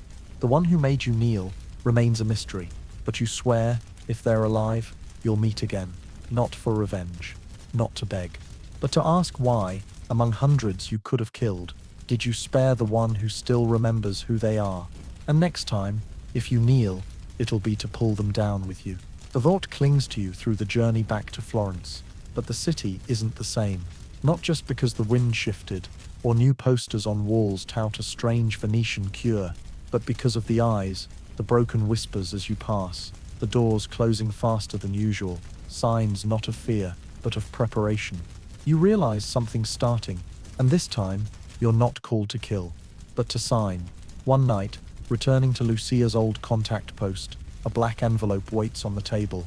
No Medici seal, just an ash-drawn skewed triangle, and words in ink thick as iron mud, to Tori di Venti. Before dawn, no weapons, no memories. Tori di Venti, the Wind Tower, once a covert signal post for death overseers, abandoned after an internal massacre 3 years ago. Bullet holes still mark its walls, blood stains its floor, and there, survivors say, pacts with no retreat were made. You arrive before dawn. No dagger, no mask, no one follows. But in the tower's round room, 9 wait, all in silver-grey cloaks, red trimmed. None show their faces. The one in the center steps forward. In his hand, a thick book, cracked leather cover, locked with a human bone clasp. You were spared, he says. You were forgotten, but you chose to remember. That has its price. You don't speak. We are keepers of pacts written in unfading ink, mixed with the ash of oathbreakers, and the blood of those begging to sign again. The book opens. Among stained pages, a blank space, where you know your reclaimed name belongs. You may sign, he says. And from now on, every death you cause won't be by order, but by commitment. What commitment? You ask. That you won't forget again. That you won't let the bastards above erase this earth with mindless blades. That you, though an assassin, are the last with the capacity to choose. A pact, not with the Medici, not with the order, but with yourself, and those like you, erased, vanished, bearing names no one reads. You bow your head. The man hands you a vial of ink, black as ash-buried stone, and a small dagger. This blade killed my brother, who refused to slay a child. Now, I give it to you, to see if your hand still trembles. You cut your fingertip. A trickle of blood mixes with the ink. You write on the blank page a name, not the orders, not your birth name, but the name you chose before Lucia's mirror. The ink smokes. Ash clings to your hand. The page twitches like living flesh. Now you're bound to us, not by oath, but by what no one can wash away. Choice. The man closes the book. The others remove their hoods, revealing scarred faces, cuts across eyes, half-finished tattoos, and among them, you recognize at least 3 reported killed in action. They bow to you, not as a leader, but as one of them who dared to sign. And you leave the tower as the first light touches the stone walls. No dagger in your hand now, but you feel more dangerous than ever, because for the first time, every death you cause will be a choice. No one commands, no one forces, only you, and the name you reclaimed, written in human ash, and the blood of one who knelt to live. From that moment, you're no longer a tool, no longer the silent demon, no longer anyone's assassin.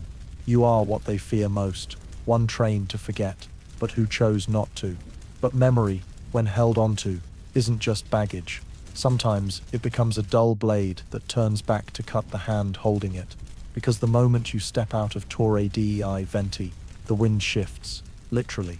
The air's scent changes, no longer Florence's blood-honed stone and holy ash, but something else. Sweet, hidden, murky, like the smell of human skin brushed by a black candle's flame, not yet burned to bone. And when you turn into the first alley, the one leading to San Paolo's chapel, the familiar rotting wooden door is gone. In its place is a white stone arch, carved with hundreds of strange symbols, not Latin, not Greek, not any alphabet you've studied. And beneath it, someone stands.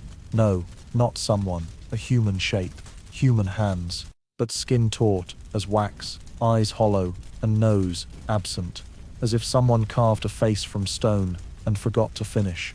He looks at you, or you think he does, then turns, gliding inside. No sound, no breath, no life. You follow, not out of curiosity, but from a gut feeling that Florence has let something slip in, unnoticed by all.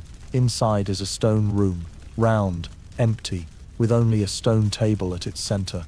On it lies another figure, or not quite, a thing resembling a person, hands bound with sacred cloth, mouth sewn shut with black thread, and chest torn open like a rip, not a cut. He's still breathing, but not moving, as if what you see is just a shell continuing a ritual begun centuries ago. Stab him. The voice comes from behind you. It's him, the noseless one. You're an assassin, aren't you? Stab him. This is your mission. You step back. What is he? A reminder that not everything shaped like a man is still a man. You look at the body again, then not from orders, but to test. You draw your dagger, thrusting it into his heart. No blood, no twitch, no pain, but his eyes open, not human eyes. Two deep hollows inside, no gaze, only echoes, and you hear yourself. Not now, but what you forgot. Your voice, young, at your first kill. The cry of a boy thrown into a dry well. Bartolomeo's last words before sending you off as an assassin. All spilling from his eyes. You stagger back, but it's too late. The noseless one steps forward, placing a hand on your shoulder. You signed. That means you must see, must remember. You tremble, not from cold, but because what you just stabbed was a copy of your own memories. We are what's left, he says, of those like you, stripped of self, then shattered into pieces. Each piece carries a fragment of soul, a fragment of memory, and once you remember, they'll come back. You draw your dagger, lunging to end him, but you can't. The blade passes through him like dense smoke, stone metal clank, no resistance. You can't kill what's no longer human. You gasp. Then, what do you want? He leans close to your ear. For you to do what no one has, piece yourself back together. You reel back. If I refuse, then every piece you left in those you killed will rise, not to spare, but to ask, why did I die while you live? You run. No glory, no assassin's poise, just survival instinct. But when you burst through the old tower's door and collapse onto Florence's stone street, you see the city's light has changed. The sun's still there, but shadows fall differently, and everyone passes by wears faces like those in the mask, empty. You back away, realizing one thing: Florence let something in, and it doesn't need to kill, it just needs to live in memory. From now on, you don't just face the living, but the soul fragments you cut away, forgot, left behind in corpses, and they're returning, not to kill you, but to ask, are you truly still human? That question hasn't cooled in your mind when you find yourself in Santa Maria Novella's square, heart pounding, as if it might fall from your chest. Everything around seems the same: flower vendors shouting prices, an old woman lighting candles for a defrocked saint, children chasing each other around an old stone base. But the wind has shifted, and in the distant church bells, you hear something that shouldn't exist, a hymn carrying a kill signal. No one else notices, but you know. 4 opening notes, a call, 2 broken beats, confirmation, 3 final measures, the target. This isn't an ordinary hymn, it's an assassination message from the Vatican. Not the official Vatican, but the black network of fallen archbishops, who once used chapels as torture rooms, communion wine to mix poison, and prayers to pass death orders. They don't write in blood, they write in music, because songs can't be seized, can't be extracted like letters. And the worst part, the hymn isn't for you, it's for another killer, with you as the target. You turn, slipping into the crowd. From behind, the song continues, spreading along domes and door frames, as if the city itself whispers an indictment. You run, not from fear of death, but to find who gave the order. You veer into the underground library beneath the square, once a temporary contact point during the Blood Broom campaign. The code's still there, 3 Bibles stacked crosswise, a Virgin Mary statue missing its left hand.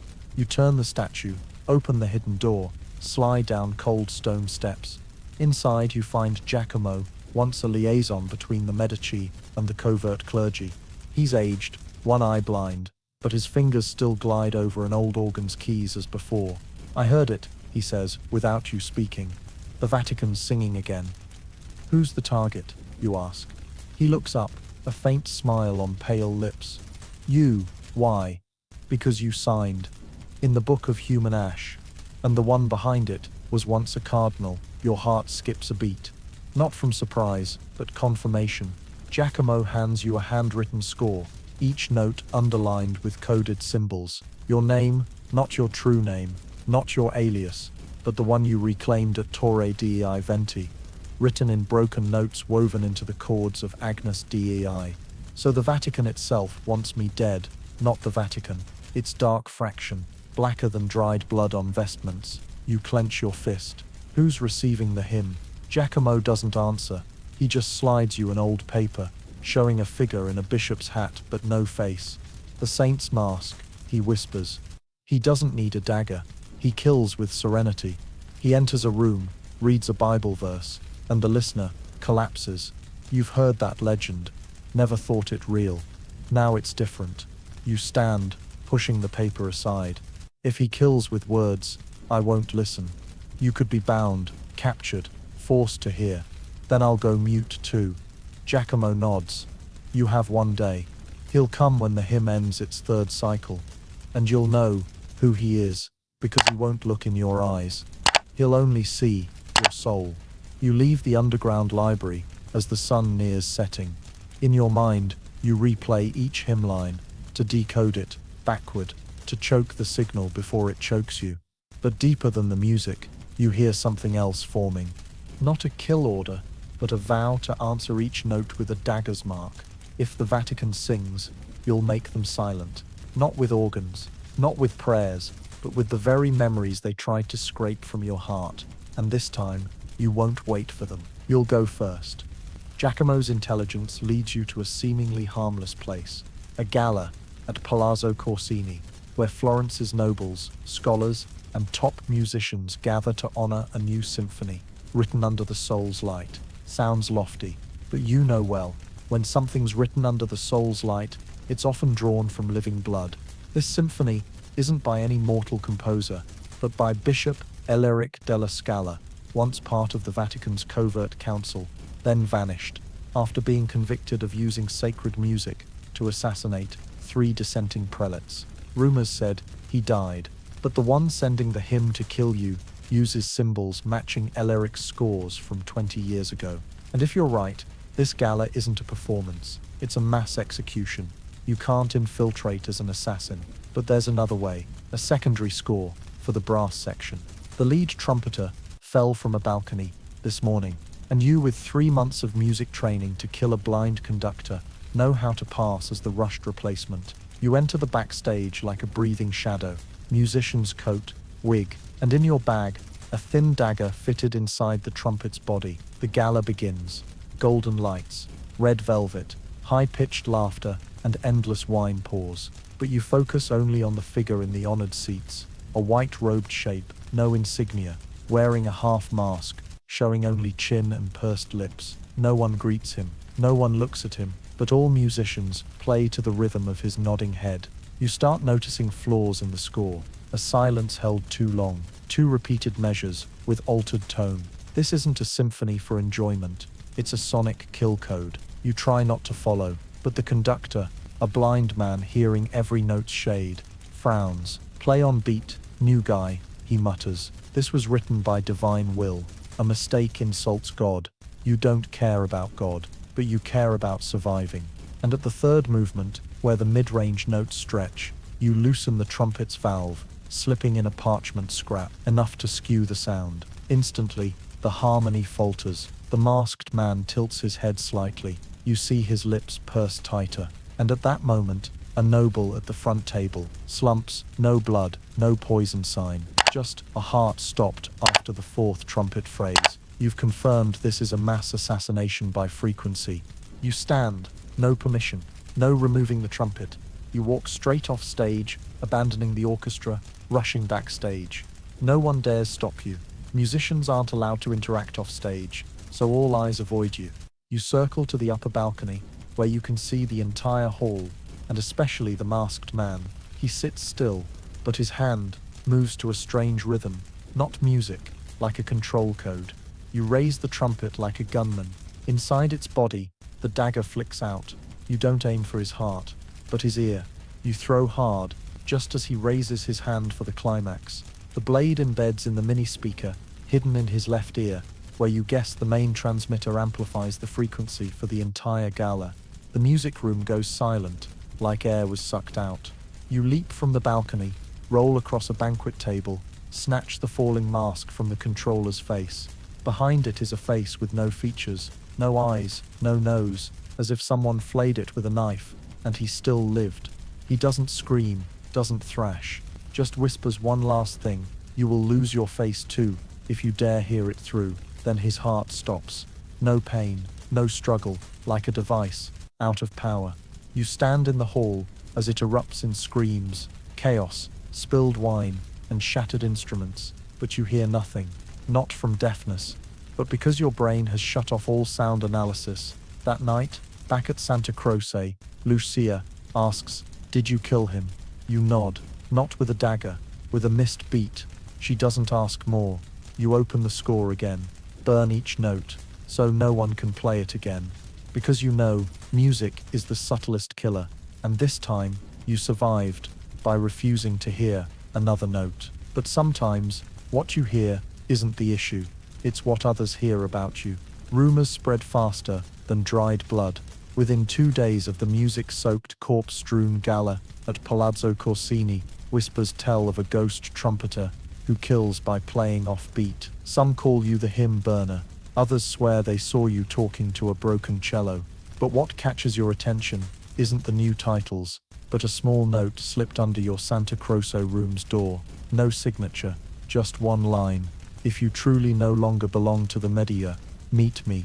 I'm the one who made your first shoes when you didn't even know how to walk." Florence has hundreds of cobblers, but you had only one pair of shoes as a trained assassin, steel-lined, hollow-soled to hide daggers, made by a blind old man with 4 fingers on his left hand, living by the Arno.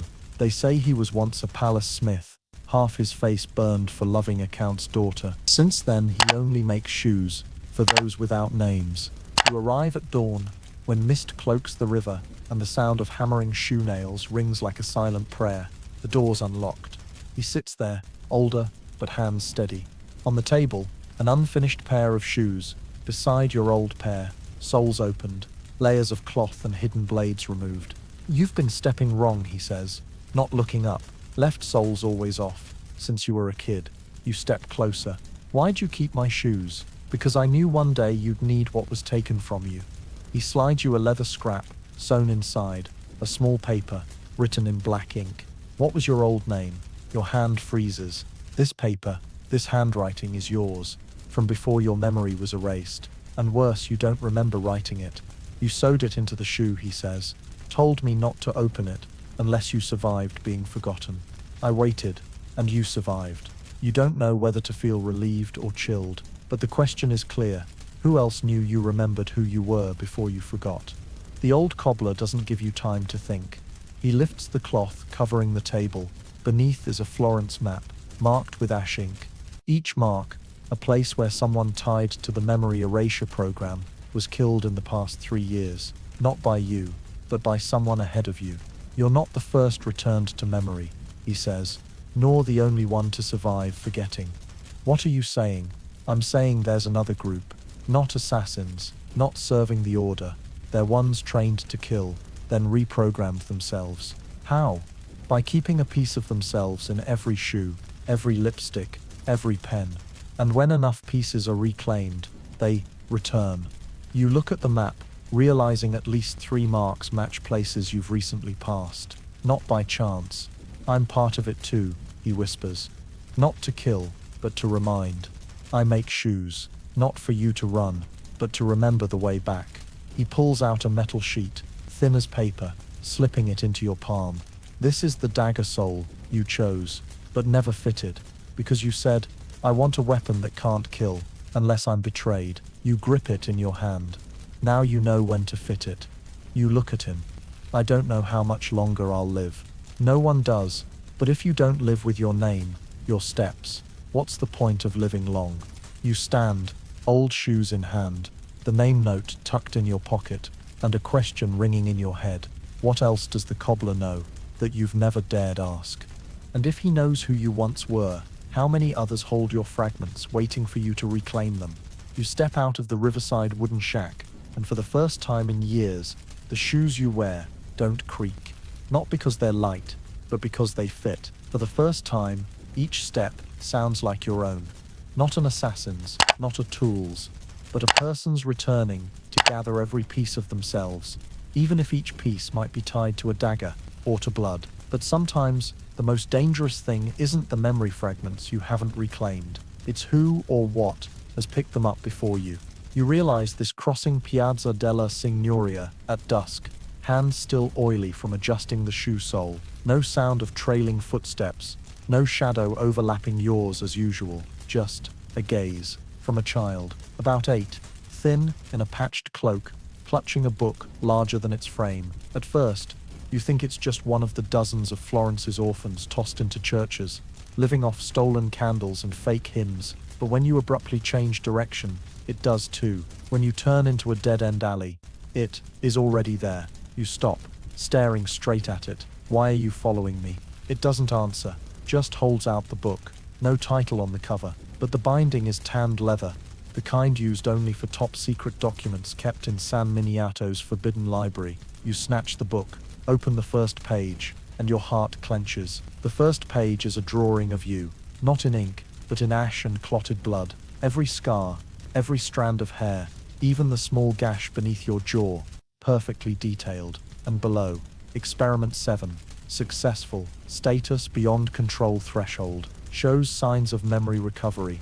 You flip to the next page, a dossier, about you, not just your past, but what you did yesterday. The meeting with the cobbler, Bishop Elric's death, the conversation with Giacomo, all recorded. Where did you get this? You ask, hand tightening. The child stays silent, but its eyes, black and deep as bottomless water, flicker faintly. Then it steps back, pulling open its cloak. On its chest, not skin, but a looping tattoo circling the ribcage, with the Medici symbol, inverted. You step back half a pace. What are you? It smiles faintly, not a child's smile, but like someone borrowing a child's face to smile through. I'm the consequence, it says, of what you once forgot. You freeze. What do you know about me? That you're not the only version of yourself. You were copied, then hidden, and only one survived that time. The rest became children. Like me, you don't want to believe. But that tattoo, those eyes, and above all, the book, no one but an insider could access that level of information. What do you want? You ask.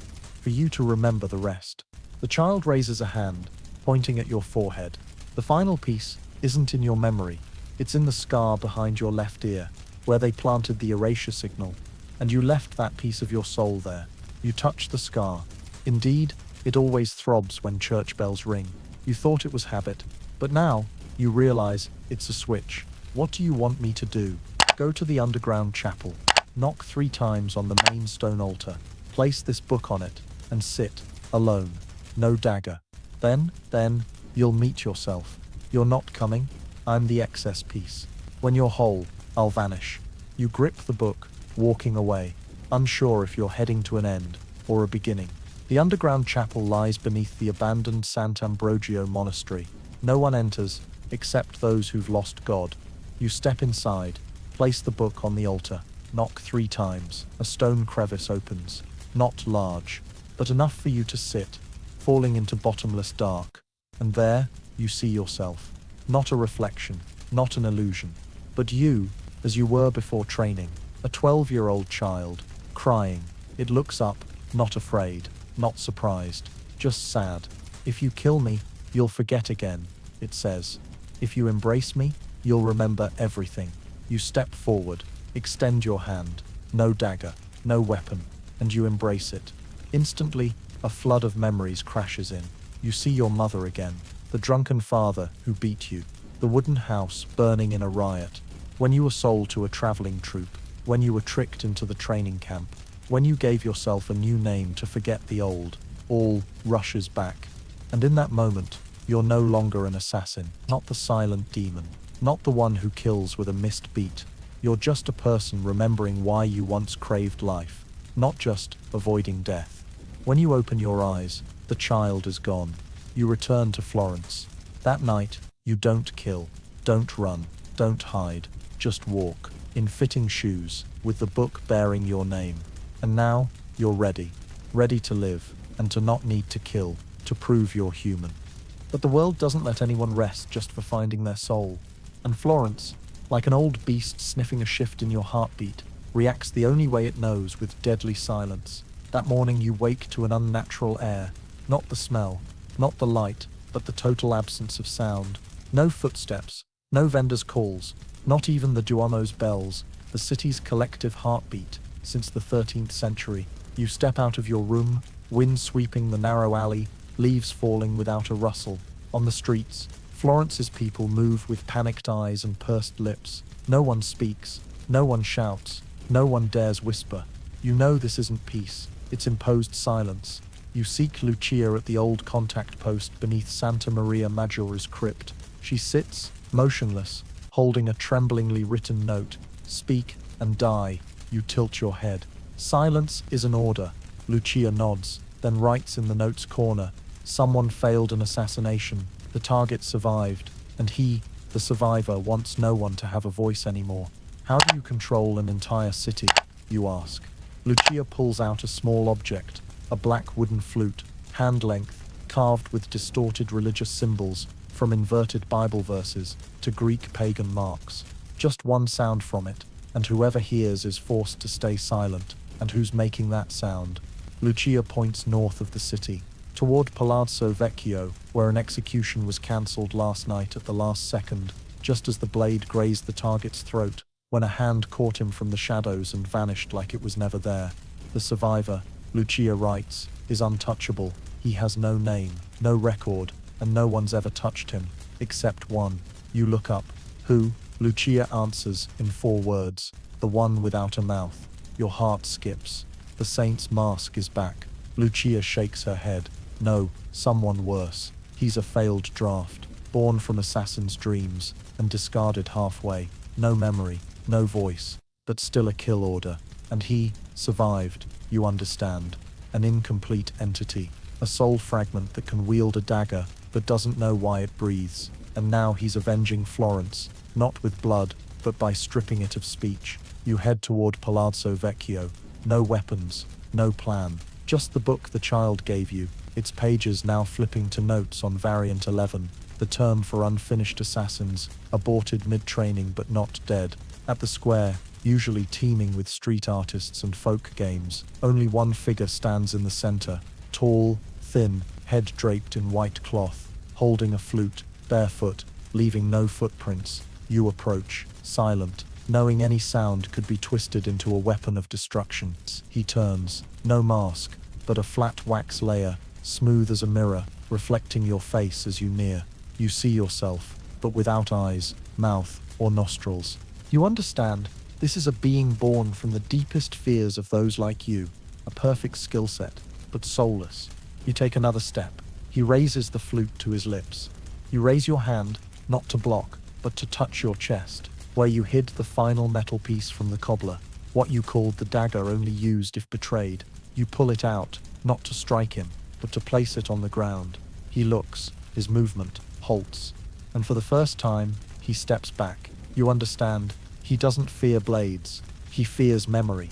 You kneel, slicing a line into the ground with the metal, writing 3 words. I once forgot. He trembles. The flute falls from his hand, and in a blink no one sees. He kneels. No sound rings out. But you know, Florence has its voice back, not by blood, not by death, but by remembering. He doesn't vanish, but dissolves like smoke, and the wind carries his ash, along with all the silenced sounds. When the Duomo's bells ring for the first time in 24 hours, Florentines don't cheer. They stand still. Then, one by one, they weep, not from fear, but from regaining a part of themselves they didn't know was lost. You walk away, as quietly as you came, but this time, Florence, for the first time in years, breathes in step with you. It's as if the city has accepted you not just as an assassin, but as a piece finally fitting its chaotic mosaic, and you think, despite having killed, forgotten, endured, and survived, maybe you can finally be forgiven. But that's before you receive the letter. No sender, no seal, just a rough, dark paper with one sentence in blood-red ink. The last one you must kill is you. You think it's a joke, but hours later, entering your temporary office in San Marco's chapel, everything's been ransacked. All assassination records, contact maps, target names, untouched. Only the notebook where you rewrote your name, gone. And on the desk, someone left a dagger. The exact design you made at 16, meant only for your most critical target. You can't laugh, because no one, no faction, no ally, knows that dagger's shape, except you. You seek Giacomo. He's gone from his post. Walls smashed, table overturned, blood splattered on the organ keys. On the stone wall, scratched by nail or blade, yourself is the final order. Lucia's vanished after a secret purge in the contact network. Safe crypts are erased. The cobbler, when you return to his Arno shack, you find only a half-burned cloth wrapping shoes, embroidered with feet lead the way, but the shadow strikes. For the first time you understand, this is no longer the Order's game, the Vatican's revenge, or the Medici's test. This is an internal assassination, and the one chosen to kill you is the cruelest version of yourself you ever created. You follow the last clue, a map you drew at 17, of secret escape routes around Santa Croce's chapel for when you had to flee yourself. In the map's corner, an ink mark. If you read this, you no longer trust anyone, not even yourself. You follow the map. It leads to an old room beneath the Franciscan cemetery. Stone walls are scrawled with human nerve diagrams. In the center, a stone table, and on it, you, not a reflection. You, wearing the exact clothes from your last mission before the memory wipe. Identical face, but the eyes, no weariness, no doubt, no humanity. He looks at you, then smiles. I'm you, when you were great at killing and didn't know pain. You stand frozen. What are you, a hallucination? No, I'm the memory extracted, stored in your blood, then multiplied in silence. I'm the blade that always cuts deeper, the hand that doesn't tremble. And now I'm ordered to erase the weak self, to keep the perfect tool. You let out a dry laugh, a tool that gives itself orders. He nods. Why need the order when I can sustain my own network? I killed Giacomo. I released the book-carrying child. I silenced Florence, so you'd hear my footsteps clearer. Why not kill me from the start? Because I wanted you to remember everything before dying, so you'd understand. You created me. You clench your fist. I chose not to kill pointlessly, but that's why you're the target. You're the flawed piece. I'm the patch. No retreat, no hiding. Just two beings, one facing each other in a crypt, where every question hits its limit. The fight doesn't start with blades, but with memories. Each of his strikes aims at where you fell, names you forgot, blood you left behind without daring to look back. But you don't counter with skill. You counter with your true name. You shout, not for help, but to declare, I'm no longer you. He falters. for a split second, enough for you to seize his dagger-wielding wrist, twist it, and stare into your own eyes. What was once you, and say killing me, was your choice. But surviving is mine, and this time, no one can erase it. You don't kill him. You embrace him, and he dissolves. Not like smoke, but like a soul fragment, returned to its place. In the darkness, you stand alone, no copy, no flawed version, just you, surviving, whole, and finally, free. But freedom, as you soon learn, is never a reward. It's a debt. And now it's being collected. You step from the Franciscan cemetery crypt, as Florence's sky turns ashen, the sunset not vibrant but still, as if the sun no longer sets, but dies. Your hands still bear dried blood from the confrontation, but the deepest wound is a question lodged in your heart like a broken blade. If you've destroyed your most brutal self, are you still an assassin, or just a ghost of something that no longer exists? You have no answer, but someone else does. One night later, in Santa Croce's stone room, you receive a signal, a circle of ash drawn by hand, dead center on your bed. No words, no letter, but you recognize the symbol, the final mark in the book of human ash, where you signed. The mark for one who's completed the journey, but hasn't chosen an end. You go to the designated place, the unmanned bell tower behind San Lorenzo's church. Each stone step you climb carries time and death, each breath heavy, as if those who chose wrongly left their soul's ash in the cold walls. At the tower's peak, there's nothing but a mirror, old, cracked, steel-rimmed, and at its base, two items, a folding dagger, cold and bright, as the first day you trained to kill, and a short handwritten note. Every signer reaches a moment to choose, either end yourself, so no one can exploit you again, or accept vanishing from history to protect the last human part of you.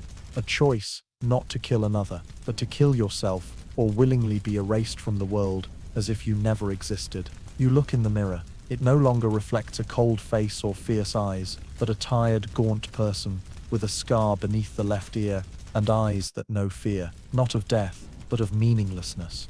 You sit, hand on the dagger, the other holding the note. In your mind, voices long silent resound, Bartolomeo reciting your old oath, Lucia whispering in the crypt, the child saying, "You'll meet yourself." And then, another voice, painfully familiar, yours, not now, but the youngest version, before you held a dagger. If you kill me, you become a tool again.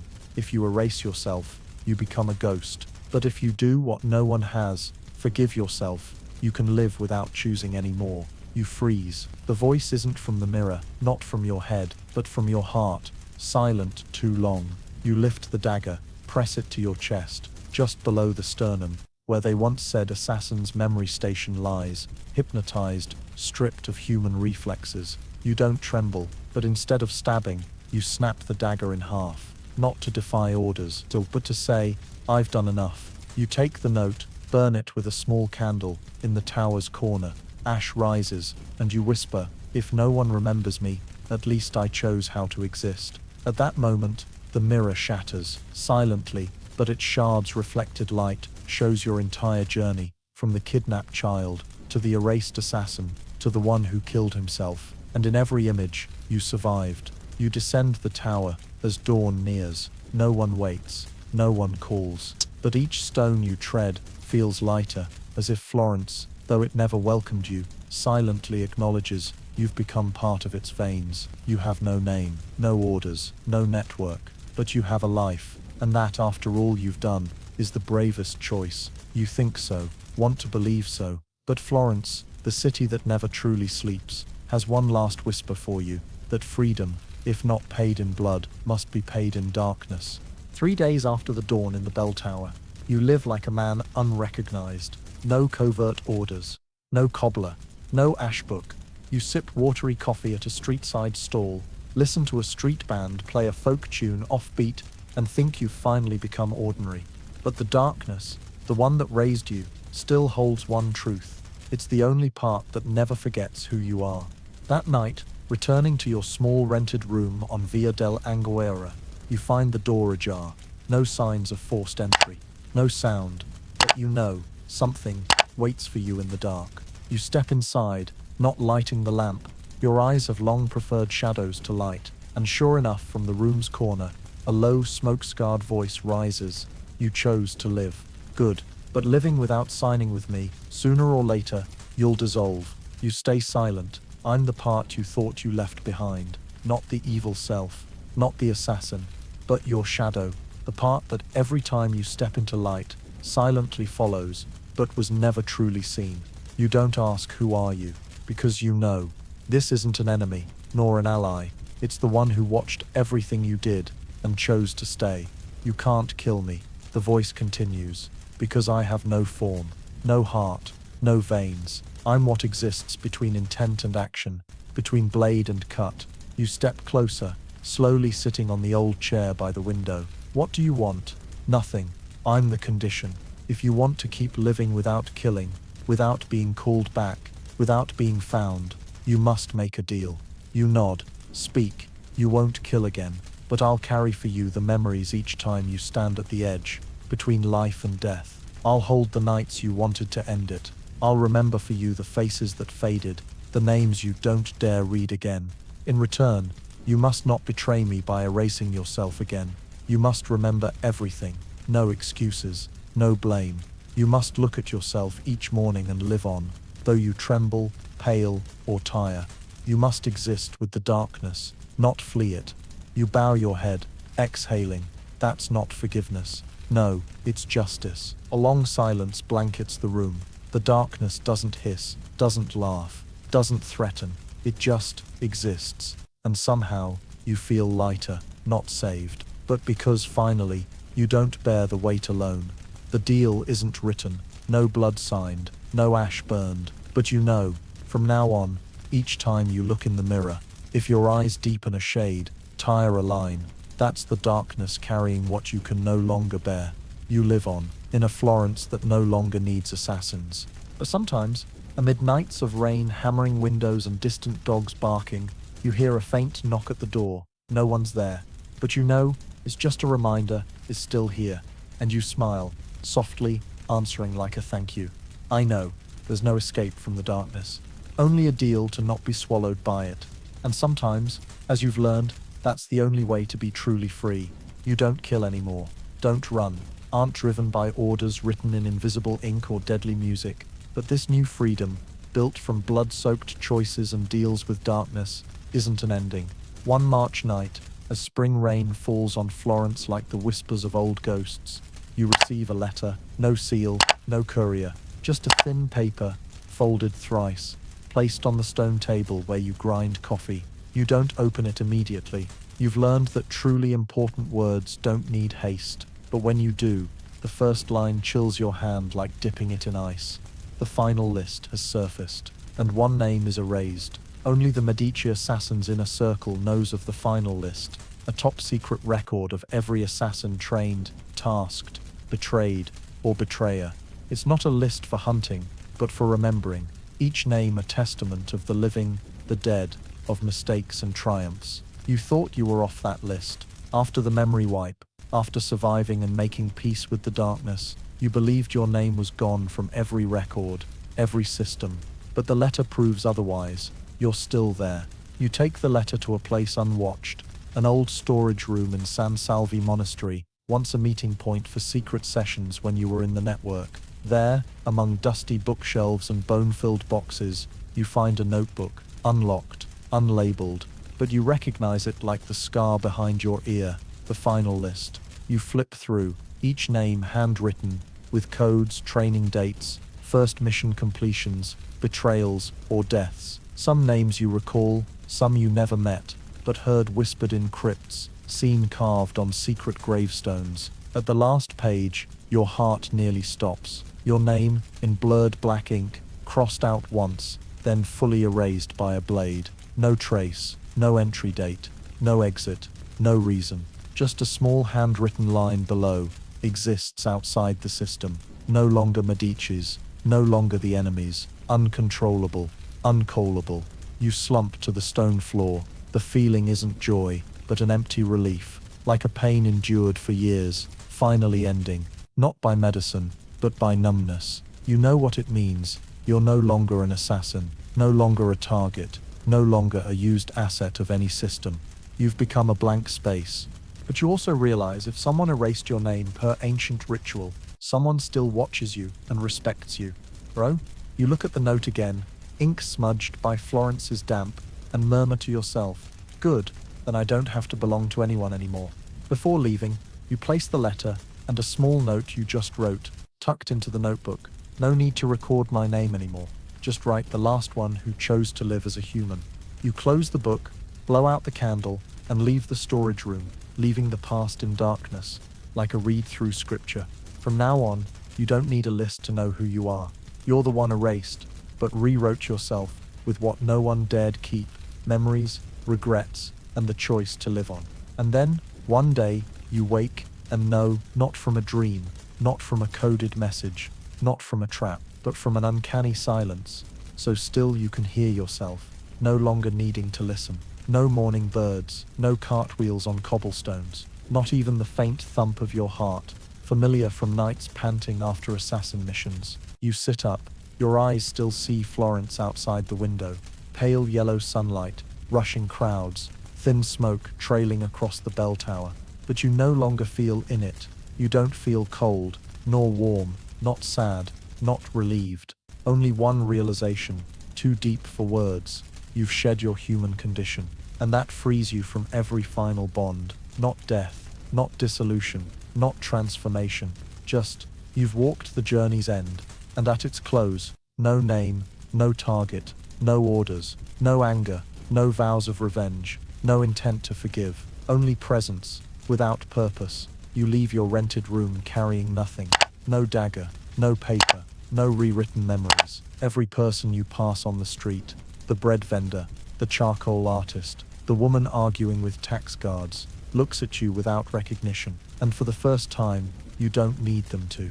You've lived as an assassin, a tool, a betrayer, a penitent, a ghost in your own body. And now, you live as nothing at all. You pass Santa Croce, once a covert base for a long-dead network. You don't enter. You don't need to see old comrades. Don't need to confirm they're alive. Don't need to ask who remembers your name. You stop at Ponte Vecchio.